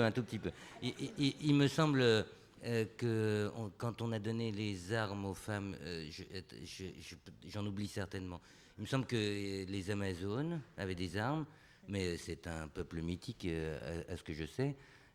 Ensuite, ça s'est passé pendant la guerre, quand les Russes n'avaient plus de soldats envoyés sur le front. Les Allemands s'en sont beaucoup plaints, il semble. Et puis ensuite, on a essayé encore de donner des armes aux femmes après 48 en Israël, et on a vite changé d'avis. Alors, je vais vous dire, je pense que les problèmes sont beaucoup plus compliqués que ça, parce qu'il ne s'agit pas seulement de la force physique, puisque quand il s'agit des armes, le maniement des armes n'implique pas la force physique, hein.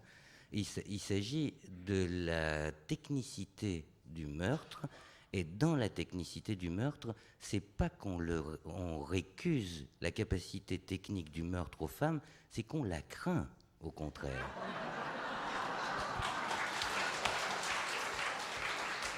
Donc, de ce que je sais. Une question, oui, une question là, et après, oui, d'accord, là-bas. Oui. Bonjour, je m'appelle Sandrine Rességuier, je suis étudiante à l'ESSEC, et ma question va s'adresser plus particulièrement à Madame Krigel.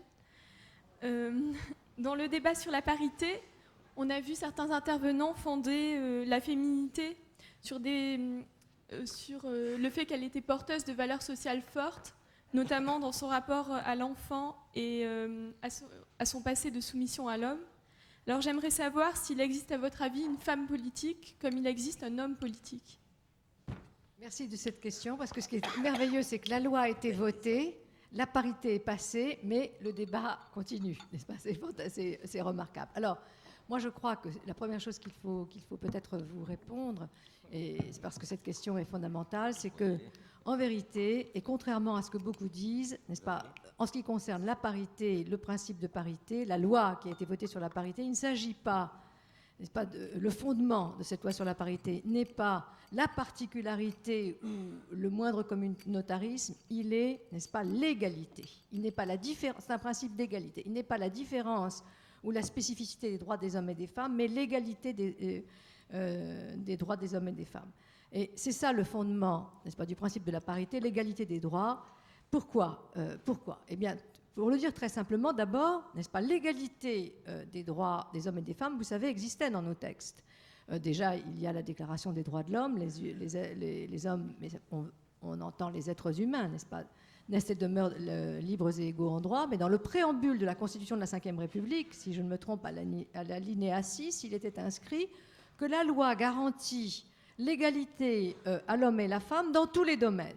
Alors pourquoi cette égalité n'existait pas, et en particulier, bien sûr, cette égalité, elle existait dans le domaine du vote, le premier étage de la citoyenneté, depuis 1944, depuis que le général de Gaulle avait donné le droit de vote aux femmes, mais elle n'existait pas dans le second étage de la citoyenneté, c'est-à-dire au niveau des élus, n'est-ce pas, des élus, et plus encore, n'est-ce pas, des ministres. Vous savez que nous tenions, n'est-ce pas, avant le vote sur la parité, une place absolument scandaleuse parmi les pays développés. Nous étions, je ne sais, très loin, n'est-ce pas, 45e, je crois, du point de vue de la place des femmes dans la vie politique. Et il y avait entre 6% et 11% de femmes à l'Assemblée nationale, pour ne chiffrer que ce point. Pourquoi ? Eh bien, tout simplement parce que le Conseil constitutionnel, quand Gisèle Halimi avait fait la proposition d'un amendement demandant que soit réservé 25%, n'est-ce pas, de quotas pour les élections municipales, c'était pas beaucoup, ça existait déjà dans tous les pays, nos voisins, eh bien, le Conseil constitutionnel a refusé au motif que les femmes étaient une section du peuple. C'est comme ça qu'il a libellé son arrêté. Bon. Et donc, à partir de là, eh bien, la voie pour pratiquer ce que pratiquaient tous nos voisins, c'est-à-dire une politique des petits pas qui permettait aux femmes, finalement, de demander qu'il y ait quand même aux partis politiques, n'est-ce pas, qu'ils veuillent bien quand même laisser une certaine place qui correspondait à la place que les femmes avaient prise dans la société aux femmes. Ils s'y sont refusés énergiquement en France, n'est-ce pas ? Et en particulier, non seulement les partis, mais les institutions, l'Assemblée nationale, encore plus le Sénat qui s'était déjà fait remarquer pour le vote. Bon, ils s'y sont... Oui, mais écoutez, on me pose une question sur la parité, je réponds. Ils s'y sont refusés, et du coup, évidemment, il n'y avait plus qu'une seule voie, et c'est souvent comme ça la montée, si vous voulez, au principe philosophique en France, de même que la France a édicté la Déclaration des droits de l'homme et du citoyen, parce que nous n'avons pas eu ce développement progressif des libertés, des droits et des libertés comme en Angleterre, par exemple, qui a été le principe de la parité. Donc le principe de la parité, c'est tout simplement l'idée que les droits du citoyen, non seulement le droit de vote, mais le second étage, c'est-à-dire le fait de devenir un représentant, doit être fondé, enraciné sur les droits de l'humain. Et comme l'humain est homme et femme, eh bien, les droits du citoyen, au fond, doivent être enracinés sur les droits de l'humain, et donc, il faut la parité. Laissez Madame finir juste une phrase. Voilà. Il faut la parité. Donc, autrement dit, n'est-ce pas, il n'y a pas de distinction, si vous voulez, particulariste dans la parité. J'en ai fini. Je vous remercie. Monsieur, une question. Oui, bonjour. Moi, j'aimerais revenir à un petit peu plus de poésie. Et revenir à ce qu'a dit Monsieur Toby-Nathan tout à l'heure, qui était une histoire merveilleuse sur ces enfants d'Afrique de l'Ouest qui choisissaient de s'incarner, plus particulièrement dans une famille, qui choisissaient donc leurs parents. Et la première question, c'est est-ce que ces enfants ont conscience de choisir aussi leur sexe ? La deuxième question, si oui, pourquoi 50% d'entre eux choisissent le sexe féminin dans des pays où culturellement il est plus confortable d'être un garçon? Voilà, c'est tout. Jolie question. Toby-Nathan. Non, alors, ça va être très bref parce que j'ignore totalement s'ils choisissent leur sexe. À mon sens, non. Hein. Mais je suis pas sûr. Hein. Je suis pas sûr. Le récit que j'ai entendu, vous savez, ce sont des récits. Je voudrais juste poursuivre 2 minutes sur ces propos un peu constructivistes que je vous ai proposés tout à l'heure. C'est-à-dire, avec une théorie comme ça, lorsqu'on a un problème, par exemple, lorsqu'une famille va voir quelqu'un qui est un professionnel et qui dit « j'ai un problème avec mon enfant », à ce moment-là, on ne va pas dire « ah bon, dites-moi quel est le symptôme de l'enfant » ou bien « dites-moi comment vous l'avez élevé, est-ce qu'il y a eu des problèmes de ceci dans l'éducation. On ne va pas se poser ce type de questions, on va se poser la question de l'être qu'il y a dans cet enfant. Et on va traverser comme ça les générations, et évidemment on ne peut pas poser la question aux parents puisqu'ils ne le savent pas, puisqu'eux ils ont été manipulés. Alors donc on ne peut pas poser la question aux parents, on ne peut pas poser la question à l'enfant qui souvent est en mauvais état quand on se retrouve dans une situation pareille, et donc on va interroger les éléments. Alors, j'ai vu des choses comme ça. Ce que je vous racontais est tiré de consultations où, lorsque vous avez un enfant qui a un problème, eh bien, on jette des noix de cola par terre. Et on regarde comment tombent les noix de cola, et on sait d'où vient l'enfant. Ce type de fonctionnement implique, je veux dire, c'est là-dessus que je vous attirais l'attention. Quand on a une théorie comme celle-là, ça implique un certain type de lien avec les personnes. Et ce type de lien, je trouve que c'était une leçon de démocratie, ce type de lien. Parce qu'à ce moment-là, tout le monde a les mêmes droits. L'expert, c'est juste un expert des noix de cola. Hein. C'est pas un psychologue, hein. C'est un expert des noix de cola. Les parents, ce sont des victimes. L'enfant, c'est probablement le principal responsable, mais à son insu. Et tout d'un coup, toutes les cartes peuvent être redistribuées. Ça construit, une théorie pareille, construit un espace beaucoup plus démocratique que l'espace que nous construisons lorsque nous disons « Nous savons comment se développe la psychologie de l'enfant et j'en suis l'expert et je vais vous donner une leçon à partir de ce que je sais. » C'est ça que je voulais dire. Hein. Donc, je suis désolé, je n'en sais pas assez pour vous dire s'il choisit son sexe. Hein. Pardon. Une autre question, oui. Bonjour. Qui a le micro, excusez-moi. Oui. Bonjour. Oui, je voulais parler en fait du sujet. Non, je voulais juste dire une pensée que j'ai par rapport au sujet. C'est pour ça que je suis venue. C'est que je pense qu'en fait la réflexion se fait fondamentalement par rapport au corps humain et qu'en fait c'est que assez récemment qu'on a pris conscience du corps de la femme et de l'homme. Et que je pense que à partir du moment où on prend conscience de soi, on peut vraiment prendre conscience des autres. Et c'est à partir de ce moment-là qu'on peut faire des choix et à la limite faire des choix et prendre être dans des rôles qui ne nous étaient pas attribués au départ. Et en fait, je pense que la soumission de la femme, c'est aussi en rapport avec l'idée d'obscurité et de peur par rapport à l'utérus et par rapport au sang, des règles, etc. Je voulais juste revenir là-dessus, parce que je pense que c'est fondamental pour penser l'imagination, et s'il y a vraiment des différences. Et je pense qu'aujourd'hui, je ne sais pas pour moi en tout cas personnellement, et je pense qu'aujourd'hui, il faudrait travailler les représentations comme pour pas mal d'autres choses, entre les différences fondamentales des êtres humains. Aldo Naouri. Ça n'est pas d'aujourd'hui que la différence des corps existe, et ça n'est pas d'aujourd'hui que cette différence des corps a plongé les hommes et les femmes dans de grands questionnements. Quand vous faites référence à l'obscurité et au monde du terrain, vous allez directement parler de la trace laissée sur les hommes comme sur les femmes par ce séjour, c'est-à-dire par le fait que ce séjour aura programmé chaque individu sur des afférences qui lui sont venues et qui se sont inscrites en lui définitivement à partir du corps de sa mère. Quand tout à l'heure, ça rejoint ce que disait tout à l'heure Toby Nathan sur la crainte que l'on a du pouvoir destructeur des femmes. C'est que cette crainte en question existe dans le développement de tout être humain, qu'il soit garçon ou fille, puisque dans le tout petit âge, chaque individu perçoit sa mère comme ayant la capacité de tout faire pour lui pour qu'il puisse survivre et étant doté d'une puissance considérable, jusqu'au moment où surviennent quelquefois des effets strictement inévitables qui mettent dans la tête de tout individu au cours de son développement que cette mère qui est toute puissante à donner vie aurait en elle la possibilité de donner la mort. Donc elle serait vraiment toute puissante. Et à partir de ce moment-là, à mon sens, la question que se posent les femmes à propos des hommes comme à propos des femmes peut être renvoyée aux questions que se pose chaque individu à cet âge-là. C'est une trace de ce questionnement. Merci. Une question au premier rang. Vous pouvez parler fort. Ah, vous avez un micro? Non. Vous pouvez parler fort. Juste une question, peut-être derrière encore, on a encore le micro.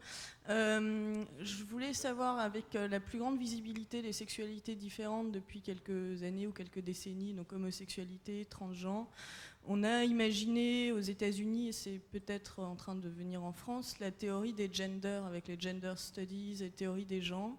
Et je voulais savoir ce que les intervenants pensaient de cette tentative de formalisation de comportements de plus en plus différents. Qui veut répondre à cette question? Toby, micro. Non, c'est une question complexe. Hein. Alors, bon, on va dans tous les sens. Mais je voudrais faire le lien avec la question qui a été posée avant. Et puis, simplement, vous attirez l'attention sur... en fait, on est sur ce qu'on est en train de faire en ce moment. On est en train d'osciller entre deux types de conceptualisation. Alors, je vais les illustrer. On raconte que l'origine du monde dogon, par exemple, pour revenir à l'Afrique de l'Ouest, c'est une histoire célèbre, qu'on retrouve chez Griol, chez Calame Griol aussi d'ailleurs, et on la retrouve à plusieurs reprises. À l'origine du monde, il y a un œuf qui tombe, et dans cet œuf, il y a un couple de jumeaux, un garçon et une fille. Ce couple de jumeaux sort, s'accouple, et puis ils ont ensemble un couple de jumeaux. Et alors, ce couple de jumeaux sort, puis il se retrouve en face d'un couple de jumeaux, alors il s'en va plus loin. Alors, il va plus loin, et puis il fait l'amour, et puis hop, il fait encore un couple de jumeaux. Et puis, alors, qui sort, qui voit un couple de jumeaux en face, donc il va plus loin, etc. Et c'est comme ça que la Terre s'est peuplée. La Terre s'est peuplée, donc, à partir de couples complémentaires. Hein. Mais les Dogons sont obsédés par la complémentarité. Donc, enfin, tels qu'on les décrit, enfin, parce que moi, je connais les Dogons physiquement, ils ne sont pas plus obsédés que ça, pas rien du tout. Mais enfin, bon. Mais tels qu'on les décrit dans la littérature, en fait, on dirait qu'ils ont été obsédés par cette notion de complémentarité. Bon, cette notion de complémentarité qui pense comme ça la relation entre les sexes de manière articulée, comme ça, comme deux fœtus qui seraient imbriqués à l'intérieur de l'utérus, comme ça, tac, dans une position 69 en fait, hein, quelque chose comme ça. Alors, c'est un truc dans ce genre-là, c'est comme ça qu'on peut penser les choses. Ça, vous retrouvez cette représentation à l'origine même de notre culture, sous deux formes. Vous me laissez encore 2 minutes? Oui, sous deux formes. Alors, j'en réfère à l'expertise de ma voisine. Par exemple, sur l'androgyne tel qu'il apparaît dans le banquet de Platon, et puis l'androgyne tel qu'il apparaît dans la Bible. Qui d'ailleurs, à mon sens, a inspiré les Dogons, mais enfin, c'est pas certain, donc je veux pas m'avancer plus que ça. Bon, donc l'androgyne chez Platon, vous vous souvenez, donc au début, les hommes sont des êtres composites, comme ça, doubles. Hein, regardez bien, parce que au fond, on va dire que l'histoire de toute notre discussion d'aujourd'hui, c'est la dispute entre Platon et les Dogons, en fait. Alors, je vais vous expliquer pourquoi. Je vais essayer de développer mon idée, puis vous allez me dire si vous êtes d'accord. Alors, donc, chez Platon, l'androgyne est un être composite extrêmement puissant, tellement puissant qu'il devient jaloux de la puissance des dieux et qui veut s'affronter à eux. Ça va? Alors, les dieux... Moi, mes souvenirs de philosophie remontent à ma classe de philosophie. Hein. Donc, bon, alors, donc il grimpe vers les dieux pour les combattre, et les dieux en ont assez de ces espèces de petites boules à 2 têtes là qui viennent les embêter. Paf, il les coupe en 2. Alors, d'où Platon tire l'idée qu'on est en manque de sa partie, de l'autre partie, on est en manque de l'autre partie et qu'on la cherche. Mais que cette autre partie, elle est variable, quoi. Hein. Ça peut être, si on est un garçon, ça peut être une fille. Il paraît que c'est le cas le plus fréquent, mais ça peut être aussi un garçon. Ou ça peut être autre chose aussi. Alors, on ne sait pas quoi. Hein. Alors, donc, ça, c'est la théorie de Platon. Hein. c'est quelque chose d'extraordinairement intéressant parce que chez les Dogons, c'est pas ça. C'est au contraire l'être, le véritable être, celui qui naît à chaque fois, justement. C'est un androgyne, mais un androgyne de complémentaire. C'est un couple. C'est pas l'androgyne n'est pas cet être, ce monstre. C'est au contraire la situation normale qu'est l'androgyne. Alors, ça va, vous me suivez? Alors, par exemple, on le retrouve dans l'histoire d'Adam et Ève. Adam et Ève, donc on dit c'est tous les commentaires, enfin les commentaires, il y a des milliers de commentaires, vous savez, mais enfin les commentaires que j'aime bien, qui sont plutôt les commentaires du XIIe siècle, de type kabbalistique, c'est ceux-là que j'aime bien, mais il y en a d'autres, hein, racontent l'histoire de la manière suivante. Donc, en fait, Dieu, bon, je vous la résume, hein, Dieu aime bien les hommes, mais il les a créés donc à son image. Et le texte dit, Dieu a créé l'homme à son image, c'est-à-dire homme et femme. Donc perplexe, hein, les gens qui lisent le texte, ils disent ça veut dire Dieu est homme et femme, ou ça veut dire il les a créés, Dieu, il y a deux dieux. Est-ce que ça veut dire qu'il y a deux dieux, ou bien ça veut dire que Dieu est un hermaphrodite, ou qu'il a deux sexes, ou que pour avoir une image de lui-même, il a besoin de deux. Enfin, ça nécessite des commentaires, vous comprenez bien, parce que le texte est un peu abrupt, quoi. Bon, alors donc, il les crée comme ça, mais il les crée dès le départ. Donc, ce qui fait que la théorie, disons, biblique, telle qu'elle est commentée par les kabbalistes du XIIe siècle, hein, la théorie biblique dit la chose suivante. Hein, au fond, Dieu n'a de relation qu'avec un couple. L'être qui intéresse Dieu est le couple. D'ailleurs, il couche avec les couples, Dieu. Et il y a des jours spéciaux au cours desquels il couche avec le couple. On les prépare d'ailleurs. Hein, et si on se prépare bien, à ce moment-là, il fait un enfant. Dieu fait un enfant au couple. C'est comme ça que ça fonctionne. Mais si, mais pourquoi vous rigolez? C'est ça. Donc, vous avez la théorie platonicienne qui dit l'androgyne est l'ennemi de Dieu, et la théorie biblique qui dit exactement le contraire, l'androgyne, l'accouplement des complémentaires, est l'ami de Dieu. Et d'ailleurs, c'est le seul avec lequel Dieu a des relations. Hein? Alors, si on est d'accord, ça va. Bon, maintenant, arrive la question sur le domaine, dans le domaine social. Vous savez que ces deux pensées traversent notre société de manière structurale, de manière profonde. Ce sont deux veines importantes, deux inspirations importantes des sociétés modernes, des sociétés dans lesquelles nous vivons. Elles produisent deux types de comportements, deux types d'attitudes, en fait, on va dire.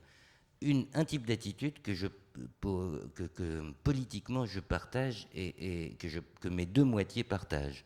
C'est sur la parité. Et parce que je veux revenir, parce que je crois on est passé un peu vite sur le débat sur la parité. Je le partage totalement.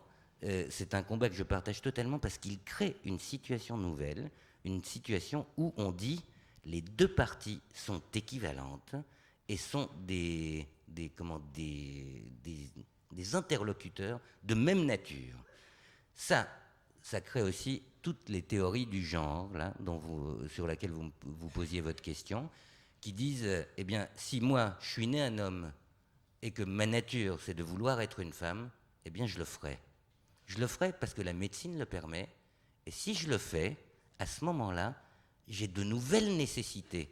Et moi, en tant que cette moitié, justement, platonicienne dont on parlait tout à l'heure, en tant que cette moitié qui est son droit à la parole, eh bien, je vais le faire entendre, et je vais le faire entendre toujours en groupe. Hein, c'est toujours des groupes. Hein. Et là aussi, je partage totalement ce combat, qui me semble de même nature, pas de même nature, bien sûr, pas réellement de même nature, mais disons de même inspiration philosophique. Mais je n'oublie pas l'autre, hein, qui est plus profond, plus complexe, plus appuyé sur les forces vitales. Parce que la vraie différence, c'est pas la différence entre l'homme et la femme dans le cas de la discussion kabbalistique de la Bible.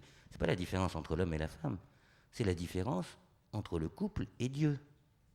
C'est quoi? Quelle est la différence? Vous savez que les kabbalistes se posent pas la question de qu'est-ce qu'il y a comme différence entre un homme et une femme, ils s'en fichent complètement. il se pose la question, une fois qu'on arrive à faire un couple, si on y arrive, hein, mais une fois qu'on arrive à faire un couple et qu'on s'est constitué en tant que couple, là on peut commencer à se poser la vraie question, quelle différence y a-t-il entre nous, cet être constitué par ce couple, et Dieu? Et là on peut commencer à réfléchir. Vous comprenez? Merci. Une question. Oui. Qui a le micro? Pardon, c'était vous, excusez-moi. Allez-y. Ok.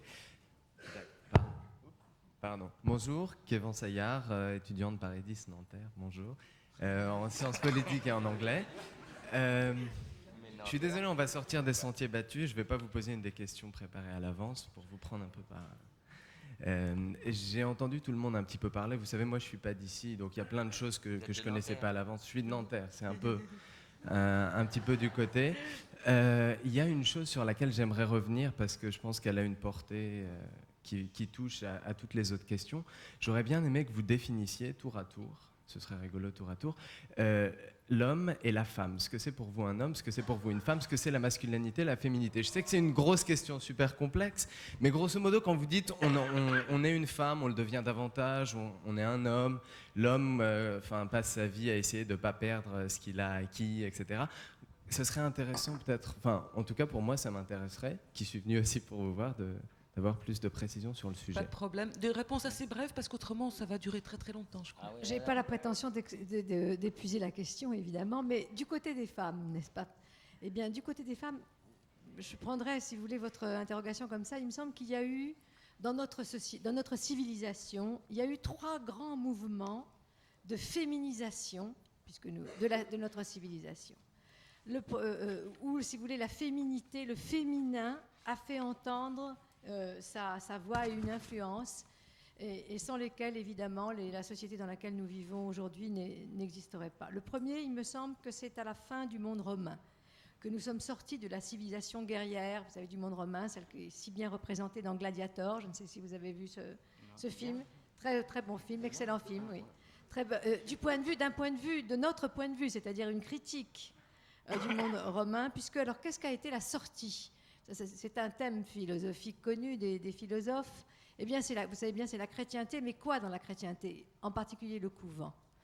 Et qu'est-ce que c'est que le couvent? Le couvent pour les hommes, le couvent pour les femmes. C'est un moment où on re-ritualise, au jour le jour, la vie. Et on remet, si vous voulez, alors évidemment, sous une forme qui est entièrement religieuse, c'est sous une forme, si vous voulez, de la prière, mais on refait une vie au jour le jour, et un certain nombre de philosophes ont analysé ça comme une thérapeutique, comme une sortie thérapeutique. Je ne sais pas si les psychanalystes seront d'accord, mais en tout cas, de cette civilisation guerrière qui a été la civilisation romaine. Deuxième moment, la réforme. N'est-ce pas? Deuxième moment, à mon avis, de féminisation de notre civilisation, la réforme. Pourquoi? Parce que dans la réforme, vous le savez très bien, non seulement, n'est-ce pas, on doit lire un texte, les hommes et les femmes ensemble doivent lire le texte religieux tous les jours, donc c'est la lecture pour tous, la lecture et l'écriture pour tous, les hommes et les femmes sont à égalité, mais surtout parce qu'on abolit la distinction entre, n'est-ce pas, ce qui est au fond la règle pour le dimanche et le siècle. Tous les jours, on doit, finalement tous les jours, encore une fois, au jour le jour, on doit faire son salut, on doit accomplir son salut, on doit au fond se comporter moralement.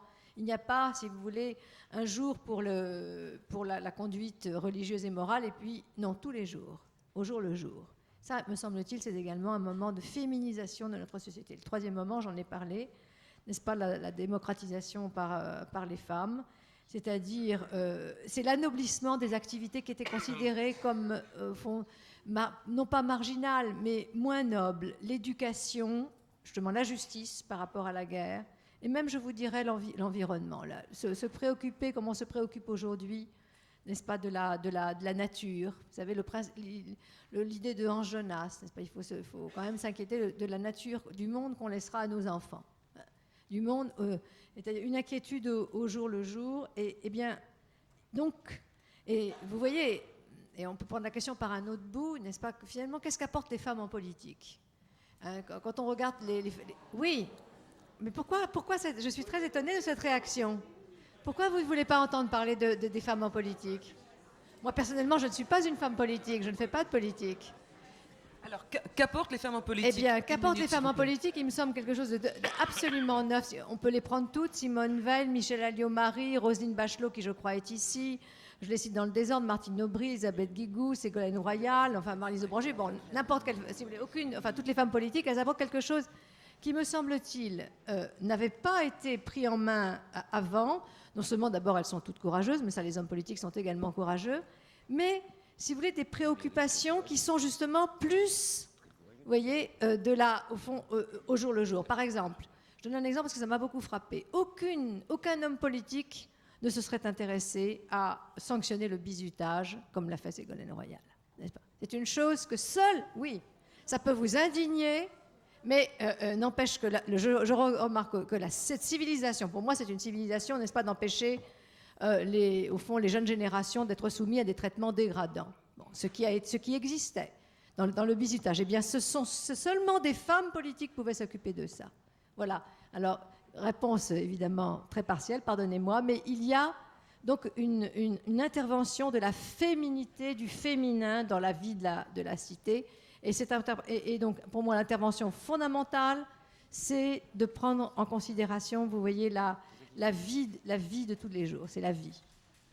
Toby Nathan, réponse à cette même question? Je crois que j'ai répondu tout à l'heure. Et je veux dire que la question, si on pose la question entre l'homme et la femme, réellement l'homme et la femme, il n'y a aucune différence. Aucune.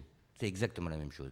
À partir du moment où on dit on fait entrer d'autres types d'êtres en jeu, là on commence à penser la différence. S'il y a Dieu, alors il y a une différence entre l'homme et la femme. Mais en soi, il n'y a pas de différence entre l'homme et la femme. Maintenant, s'il y a les baleines, il y a une différence entre l'homme et la femme aussi. C'est pour ça que je vous dis, c'est pas Dieu parce que Dieu, hein, c'est Dieu parce que c'est un être qui a besoin d'être représenté. Et moi, j'irai plus loin. Je suis d'accord, complètement d'accord avec ce que dit Blandine Kriegel sur cet événement considérable qu'est l'introduction de la parité. Je trouve que c'est un événement considérable en France. Hein. Et puis, j'aimerais aussi que... Alors, elle a commencé à parler de l'introduction d'autres êtres. Parce que la femme a été introduite comme un être, en fait. Parce que jusqu'à présent, on disait politique. Politique, c'est politique. Et on disait les personnages politiques, on va dire les hommes politiques, représentent la nation. Et puis quand on a dit, oui, mais il n'y a pas de femmes, bah, les femmes, c'est une partie de la nation, qu'est-ce que vous nous cassez les pieds? Il n'y a pas de distinction. Tout d'un coup, les personnes qui portent ce débat sur la parité viennent et disent, il existe un être qui s'appelle la femme, celui-là a besoin d'être représenté. Alors là, tout d'un coup, à partir du moment où la loi passe, cet être existe. Et il commence à devenir intéressant. Mais, bien entendu, en même temps, il y a des gens qui viennent et qui disent « les baleines vont disparaître ». Vous vous rendez compte? Qui représente les baleines au Parlement? Personne. Il n'y a personne qui représente les baleines au Parlement. Eh bien, il va falloir qu'il y ait quelqu'un qui vienne et qui représente cet être au Parlement. Mais moi, je vais vous dire, il y en a d'autres aussi, des êtres, hein, qui m'intéressent drôlement. Hein. Il n'y a pas que l'homme et la femme dans la vie. Hein. Bah oui, vous pensez qu'à ça, vous. Alors, je vais vous dire... Il y a plein d'êtres qui sont drôlement intéressants et des êtres qui sont amenés aussi par des gens qu'on ne voit pas. Par exemple, qui représente le diable? Qui représente le diable au Parlement? Plus personne. Il n'y a plus personne qui représente le diable au Parlement. Ah si, peut-être. Ah, vous pensez à qui? Bon, et puis on peut continuer comme ça. Et plus ce Parlement représente d'êtres, plus on a peuplé le monde avec des êtres, et plus la vie est intéressante, et plus on va vers plus de démocratie. C'est ça que je pense. Et en ça, je suis complètement d'accord avec ce que disait Madame Kriegel, mais je ne suis pas sûr qu'elle est d'accord sur mes petits bémols là, que j'amène. Bon. Aldo Naori. Je suis désolé de rabattre toutes ces considérations qui sont formidablement intéressantes, mais qui ne sont pas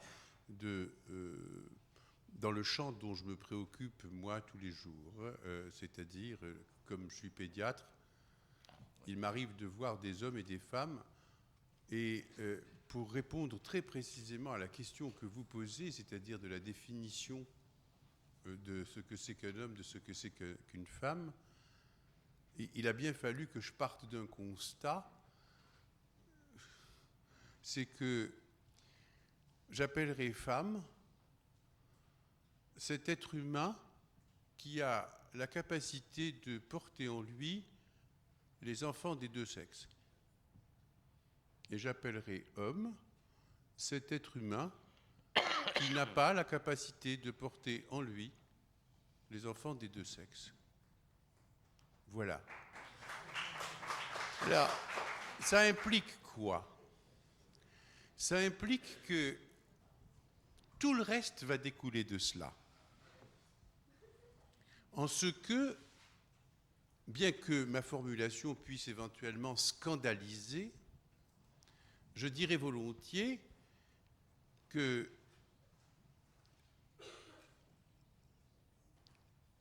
ça fait partie de la vocation de l'être féminin que de pouvoir un jour procréer.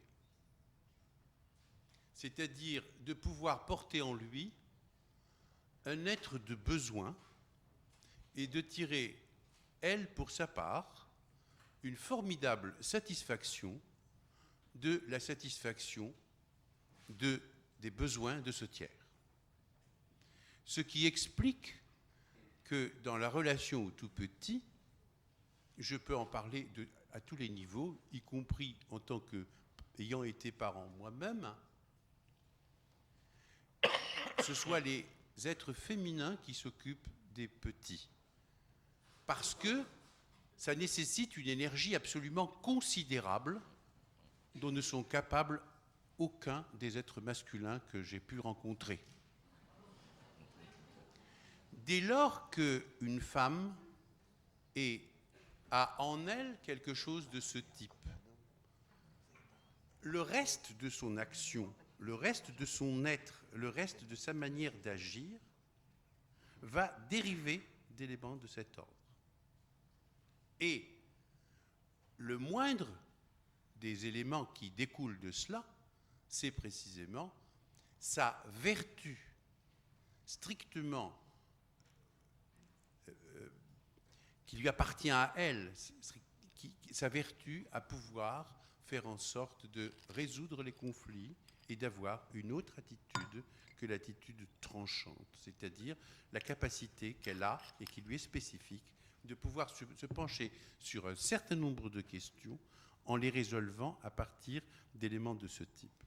La féminité, c'est plus l'apaisement et la masculinité. Voilà, de ce côté-là, il y a cela.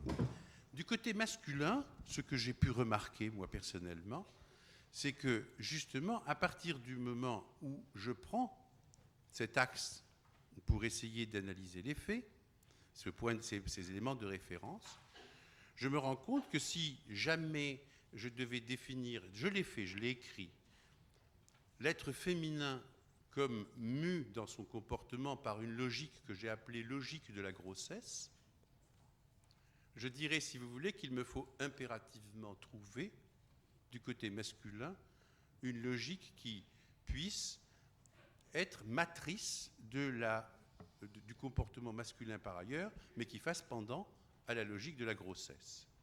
Et j'ai donc dit que l'être masculin avait un comportement mu par une logique du coït.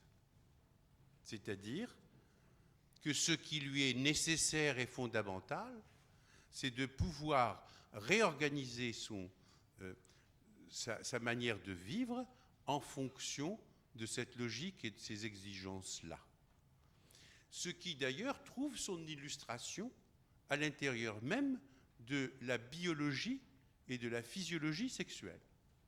Et quand on regarde ça simplement dans les cours d'éducation sexuelle de classe de 3e, on sait que de ce côté-là, l'être féminin est formidablement économe et a la faculté de pondre un ovule par mois à partir d'une époque de son existence jusqu'à une autre époque, c'est-à-dire de la puberté à la ménopause, avec une régularité admirable et quelque chose qui est véritablement performant au point de vue économique. Quand cet ovule est fécondé, il y a quelque chose qui se produit qui s'appelle une grossesse et qui met donc cet être féminin dans un formidable état de cohérence d'elle avec elle-même. Ça, de toutes les façons, j'en ai le témoignage depuis 35 ans des dizaines de fois par jour chez les mères qui viennent me parler de leurs enfants. Du côté masculin, c'est brouillon.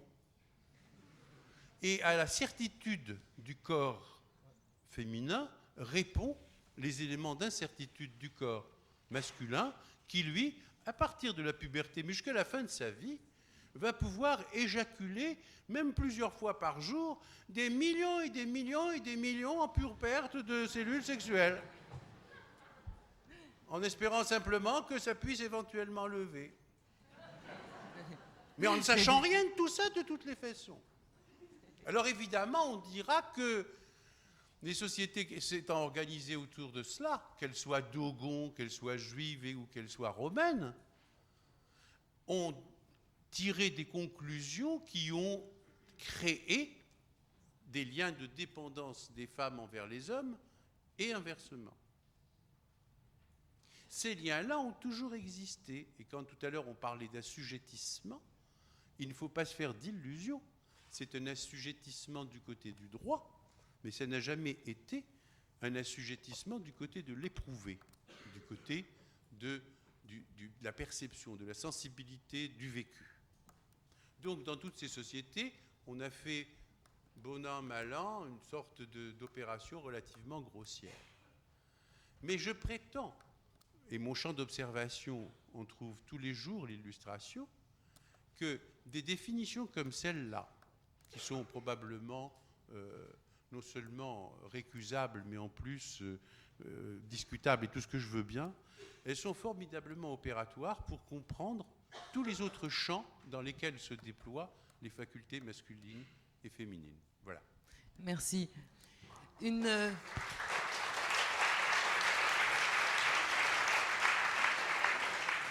Malheureusement, je vois beaucoup de mains qui se lèvent. Il nous reste 3 minutes pour une dernière question et rapide, s'il vous plaît, monsieur.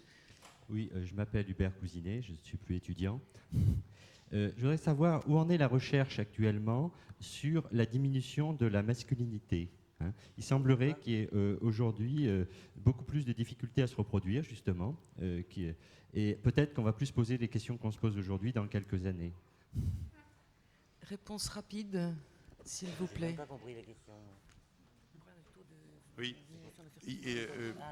Effectivement, on a la diminution assez considérable depuis le début du siècle de la fécondité, surtout au niveau spermatique, n'affecte pas seulement l'espèce humaine, mais l'ensemble de l'espèce animale. Et il semblerait que ce qui pourrait éventuellement intervenir, en tout cas c'est ce que j'ai moi lu en dernier, ce serait éventuellement l'usage à l'intérieur de l'alimentation et d'un certain nombre d'éléments polluant l'atmosphère, d'éléments qui seraient œstrogènes-like et qui viendraient faire en sorte que la masculinité en soit affectée de façon sans qu'on s'en aperçoive.